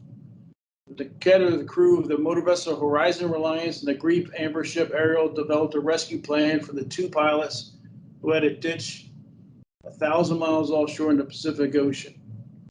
2 vessels faced waves over 10 feet, 30 knots of wind, and the crew of the Ariel was unable to rescue the 2 pilots on their own. The ships switched positions, and the crew of the Horizon Reliance passed a line to the survivors in the life raft, safely embarked them via a pilot ladder, while the Ariel provided a lead. Once on board, the vessel Horizon Reliance treated the survivors' injuries, cared for them, and also safely brought them to Hawaii. I got to tell you, in the Coast Guard, we have a word for this, and that's called that's an amazing case. That's an impressive case with the elements of weather, 1,000 miles offshore, 2 people crashing in the middle of the Pacific Ocean, and 2 vessels having to develop a plan like that. Truly, truly amazing. And I think about the fact that the ships and companies that participate in AMVER receive no compensation. They do it because it's the right thing to do. So I ask everyone that's watching tonight to take pride in this. Take pride in your service. Take pride in your dedication to the safety of life at sea. So I'm going to close out here. I want to end where I started, and that's to say thank you. Thank you to Joe and your team for putting this event together. Thank you to the industry leaders who are joined today, showing your support to our United States Coast Guard. Thank you to our AMVER participants who go the extra mile and put safety of life at sea above all else. Thank you all. Semper Paratus to everyone. And I'm going to turn the floor back over to our Director of AMVER Relations, Mr. Ben Strong, who's going to announce this year's award winners. Ben, back to you. Great. Thank you so much, Admiral. Thank you for those kind words and the stories, hearing the stories of what you do every year and you know, on an almost daily basis never gets old. And I'm glad we're able to highlight just a couple of the cases. You know, not everybody who's earning an award here tonight, not every ship, every seafarer, every crew member has necessarily made a rescue, but you've made yourselves available. And really that's the piece that makes this work, is just the availability and having lots and lots of ships and lots of companies and seafarers that have said yes and have dedicated themselves to a little bit extra effort and by enrolling and participating in the AMVER program. So I think we've got slides with our award recipients on it. I know that Carlene and the NAMEPA team usually starts to get a little cringy when I go off script. But looking at how much time we have and hopefully the folks that we have representing these companies, are we going to be okay giving them our award recipients a minute or two just to perhaps say thank you, since we're working in this kind of virtual environment? Carlene, what do you think of that idea? I think it's a genius idea, Ben, and I absolutely agree with you, because the work that they're doing and their volunteer service is so important. Wonderful, good. Thank you for allowing me to riff a little bit, but more importantly for giving our award recipients just a chance to say thank you. So again, I usually say without any further ado, but let's go ahead and get started recognizing our search and rescue partners. And our first company earning awards tonight is APL Maritime. This is for eight different ships and 48 combined years of service to the AMVER program. Mind you, AMVER is only 63 years old. So we were formed in 1958. You'll see quickly just the level of dedication from the shipping companies. But Joe, if you're here, if we have a representative, Mr. Curtis from APL Maritime, please go ahead. You can unmute. The floor is yours if you want to say a few words. Thanks, Benjamin. Just real quick, thank you for all of our crew and our management at APL for the recognition, but it's just something that's part of our daily lives, and we look forward to participating into the future. Great, thank you so much, and congratulations to you again. That's eight ships and 48 years, and I think that sets a pretty high bar. So thank you very much and congratulations. I do want to add before we move on, or we can go ahead and with the next slide, which is Carnival Cruise Line. And despite the no sail order, we rely heavily on the cruise community and the cruise ships that are out at sea. And you'd be amazed at how many times a cruise ship performs a rescue or perhaps rescues migrants or folks who are in desperate need of help. And I really want to say thank you to the cruise community and our cruise partners who are here tonight. I hope that we're setting a great trend of having even greater participation in celebrating not just the good works of all of the commercial ships, but also our passenger vessels. So for those of you who are here tonight from the cruise industry, thank you very much. And I look forward, hopefully we'll be able to get together next year and raise a glass and thank each other in person. But Carnival Cruise Line has 21 ships that have earned AMVER Awards for a combined total of 196 years of service. So lots of service from Carnival. And if there's a representative here this evening, please go ahead if you'd like to say a few words.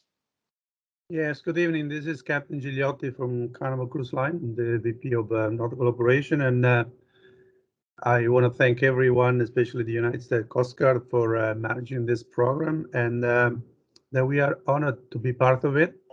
Myself, as a mariner, have been many times in rescue operation, and I'm in the office now. And on behalf of all the mariners on board of our ships, we thank you, and we, as I said, really honored to be part of this great organization. Thank you. Nope, thank you very much. And again, I hope that we can meet in person next year. And thank you so much for coming and accepting on behalf of Carnival. Many congratulations from NAMEPA. Wonderful, thank you, Joe. And in keeping with our cruise theme, Celebrity Cruise Lines, we can move on to the next slide. And Celebrity also participates. There are 10 ships from Celebrity that have earned AMVER Awards for a combined total participation of 67 years. So if there's a representative from Celebrity, I don't know if Justin's with us, but please, you got the floor.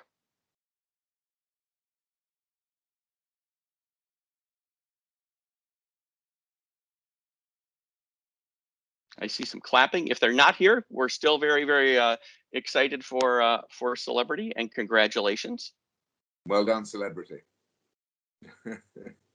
All right, and we can move on to the next slide, please. And I'd like to congratulate Fairfield Maxwell Services. This is the Sunbelt Spirit, actually no stranger to having rescued people in the past. Peter, I know that the Sunbelt Spirit rescued a crew, gosh, probably 10 or so years ago.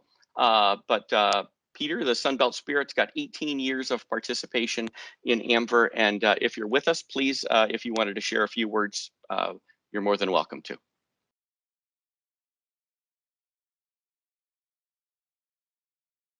And if I know Peter, if he's not here, it's because he's working right now, because he's always working. But let's move on to the next slide with congratulations to Fairfield Maxwell Services.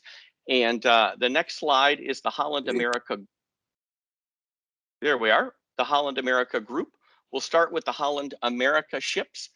12 different vessels with a combined service of 140 years in AMVER, which is certainly impressive. And I believe we have either Eric or Keith with us here tonight. If you're with us, please, you're more than welcome to say a word or two.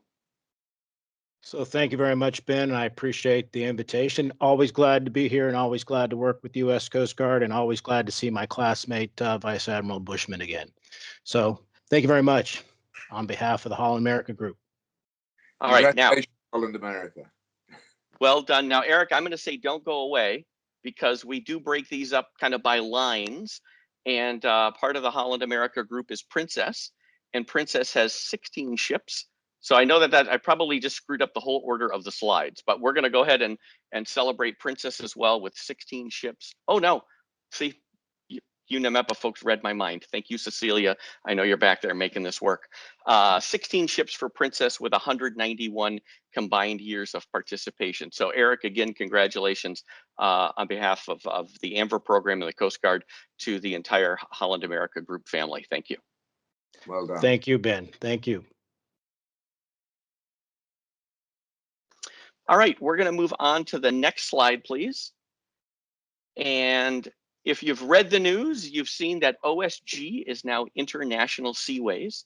Your certificates might still come to you as with their OSG ship names, just because of the way we receive the data from Lloyd's or from Fairplay or Informa, or however we get the data now. But there are 20 different ships with a combined service to AMVER of 207 years. So if there's an representative from International Seaways, perhaps Lois, if you're with us, please, a word or two if you'd like.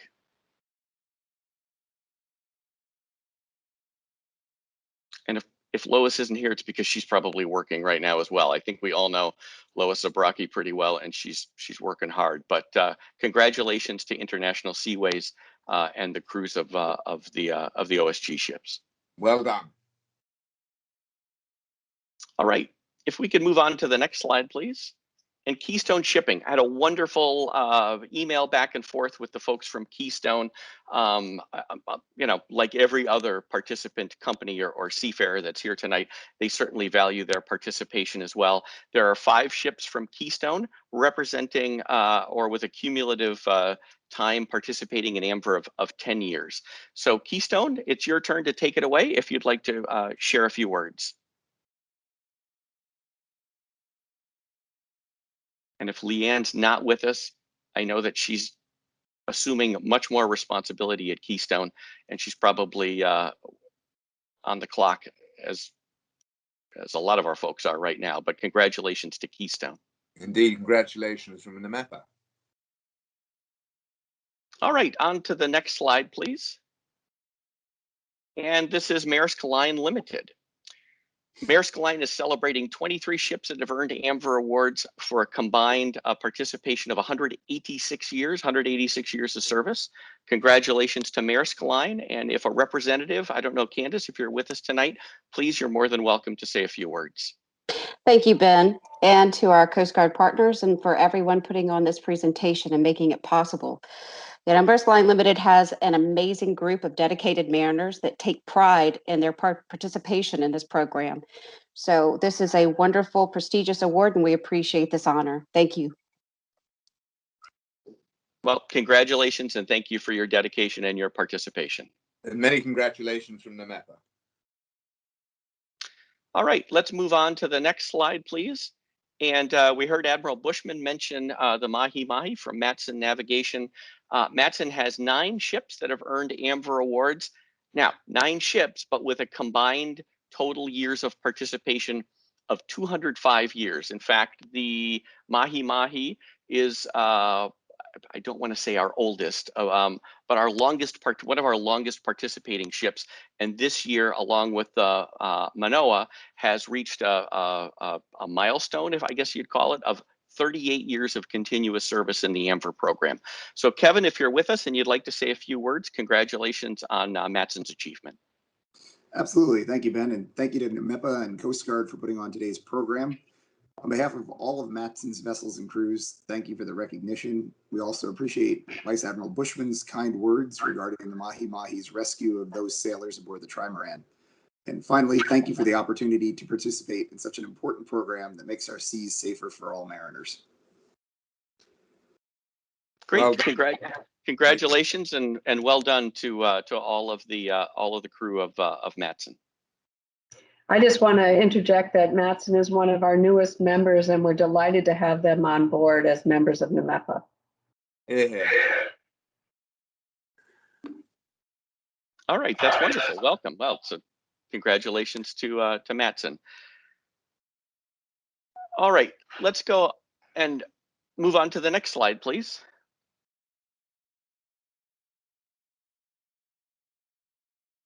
And I'm just watching my slides and my list. I know that we had a group of Moran ships, and I don't know if we have a Moran representative with us this evening, but the Moran company, the Moran family of shipping has 8 ships that have earned AMVER Awards for a combined total years of participation of 75 years. So if we have a Moran representative who would like to say a few words, please, you're more than welcome.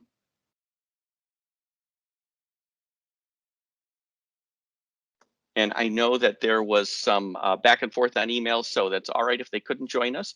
But congratulations again to the Moran family.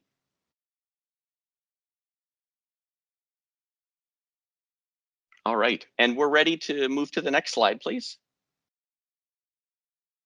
And to Resolve Marine, 10 years of participation for the Resolve Pioneer. Congratulations to Resolve. I don't know if you'd like to say a few words, but please, you're more than welcome to. I appreciate it. Thank you very much. That's sort of what we do, and you know, if anybody needs us, that's where we're at up in Dutch Harbor out there. So I appreciate it. Thank you. Thank you very much. Congratulations, and thank you for the presentation today as well. You're welcome. All right, and if we could have the next slide, please. Well done, Resolve. I apologize for the sirens going by. I'm just thankful that my kids haven't crashed the internet playing the Xbox while I'm here with you today. This is an interesting AMVER Award recipient. This is Sea Education Association with 2 ships and 22 years of service. These are somewhat atypical ships because these are tall ships. These are sailing vessels and school ships. So I don't know if Thomas or a representative from SEA, Sea Education Association, is with us today. But please, if you wanted to say a few words. It doesn't sound like they're here. I will add it was, and I'm drawing a blank on which ship it was, but we actually had a rescue assist. And I want to say it was the Robert C. Siemens that actually helped a few years ago with a rescue of some migrants in a tug that was adrift, most likely coming out of Cuba. But how often do we have a tall ship assisting in rescue operations? And Sea Education Association shows us that it doesn't matter the type of vessel, the hull, the crews are all dedicated to safety at sea, and it's great to see that that they've been such long-standing participants. So, on to the next slide, please. Well done, Sea Education Association. And our next slide is Tidewater for the vessel Polaris with 7 years of participation. If we have a Tidewater representative with us tonight, please go ahead and you're more than welcome to say a few words. I don't know if David was able to log on tonight, but I know that David passed along his thanks via email, and congratulations to the crew of the Polaris and to Tidewater. Congratulations from NAMEPA, Tidewater. All right, the next slide, please. All right, Tote has a total of 3 ships with 44 years of participation. Congratulations to Tote, and if we have a representative, again, you're more than welcome to say a few words. Hi, Ben, it's Louis Perales, Director of Safety and Security. It's just an honor to be a part of this program and this prestigious award. So again, thank you, and you can count on Tote being part of this program. Well done, Tote. Very well done. I was actually hoping maybe you'd speak just a tad bit longer as the fire engines go by the house here. I hope you're not you're here. I hope you're not hearing them, but congratulations. And we're on to USS Vessel Management with 5 ships and 37 years of combined participation in the AMVER program. If we have our representative from USS Shipping, USS Vessel Management, please go right ahead.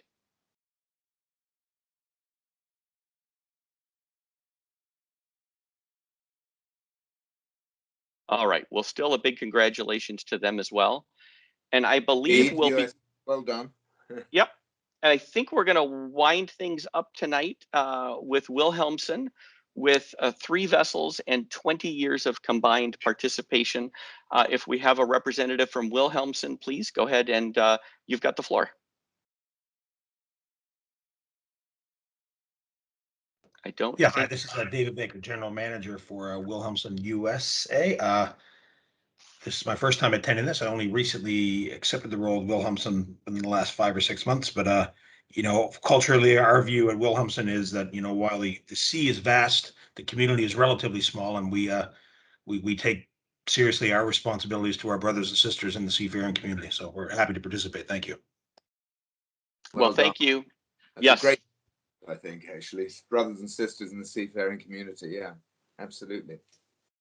And I'm very glad that you were able to join us tonight. And now you said it's your first, which means it's now going to become an annual event. So you're always going to be welcome back to receive your awards. And I wouldn't be surprised if Carlene maybe sends you a NAMEPA application as well. But you'll find we're a big family. So I'm glad that you joined us, David, and welcome. Thank you. They call that a racing certainty, Ben. I tell you. Now, some of you may be thinking, wow, Ben, that really wasn't a lot of people. As Admiral Buschman mentioned, there were 585 total awards, AMVER Awards for US managed ships in 2020. It's obvious that 2020 was a challenging year for shipping.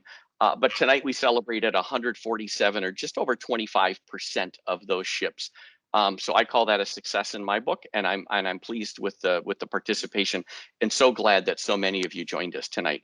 If you want to look at the total cumulative years in AMVER of the folks who just participated with us tonight, of the 147 ships, it's almost 1,500 years. And if you're not familiar with the AMVER program and wonder what type of formula we use to give these awards, ships that make themselves available, or at least report to the U.S. Coast Guard that they're ready and able to provide search and rescue on the seas at least 128 days in a calendar year, are eligible for the AMVER award. They don't necessarily have to rescue somebody. There's no need for heroics. You just have to be available and have to be ready. But tonight we celebrated 18,816 cumulative days on plot or availability for search and rescue in 2020. So I do mean it sincerely. Thank you very much for all of your participation and making yourselves available for search and rescue around the sea. Thank you to Beverly and the U.S. Coast Guard for continuing to support this program. Admiral Buschman, thank you, and certainly to the staff at NAMEPA for continuing to invite us back and letting us be kind of the mint on the pillow, or the kind of the end cap the end cap to the National Maritime Day celebration. And I really do look forward to being able to have a glass of wine or a scotch with you next year in person. So thank you so much. Exactly.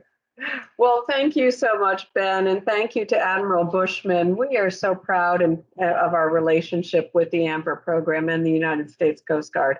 And because David is new to the family, I just want to mention that normally we do this in person in Washington, D.C., and normally it is accompanied by food and beverage. And as Ben alluded to, wine. Let's hope we can all raise a glass next year together.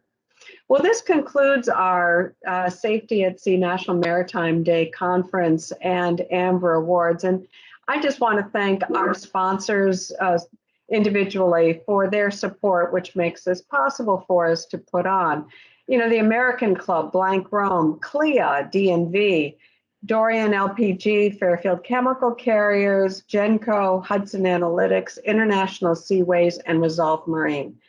Again, their support of NAMEPA, of this program, because they're so committed to safety at sea, and they're also committed to the AMVER program. So thank you to all of our sponsors. Thank you to our speakers. And now I will turn it over to Joe Hughes, who will give our final farewell. I don't know which language he's going to use tonight or what historical reference he's going to use, but we can look forward to that. Joe. Well, I'm not going to speak very long, actually, Caroline, because I think you said most of it. I shall be the Belgian chocolate on the pillow, if Ben's going to be the mint. Thank you very much indeed, everyone, for what has been, I think we can all agree, a really, really wonderful afternoon. I think we've heard from such a wide range of splendid speakers. And of course, you know, the AMVER Awards are so very special. Really, they are, in conclusion. And I've thoroughly enjoyed every moment of it. What I can say, though, is that I think we will all agree that we hope that this is the very, very last time that we have a Safety at Sea seminar on AMVER Awards in this format. And I think we can look forward, all of us, to actually being able to be in a more convivial environment, if you will, in person, perhaps at the National Press Club. That, I think, is probably our preferred venue, isn't it, Carleen? Next year in Washington. And that really is something to look forward to, although I'm bound to say it'll have to be some event to top this one. So once again, many thanks to everybody who's been involved this afternoon and, of course, in the preparation of it. And we will see you next year and indeed have the opportunity of breaking bread and drinking wine together at that time. So again, many, many thanks indeed to everyone. Thank you. And congratulations to the AMVER Award winners. Good. Well, I think that sort of concludes events, does it not? Au revoir. Adios. Au revoir. Ciao. Adios. Sayonara. Auf Wiedersehen. À la prochaine fois. À bientôt. All of this. Thank you very much indeed, everyone, and have a very good remainder of your day. Okay. Goodbye. Bye-bye.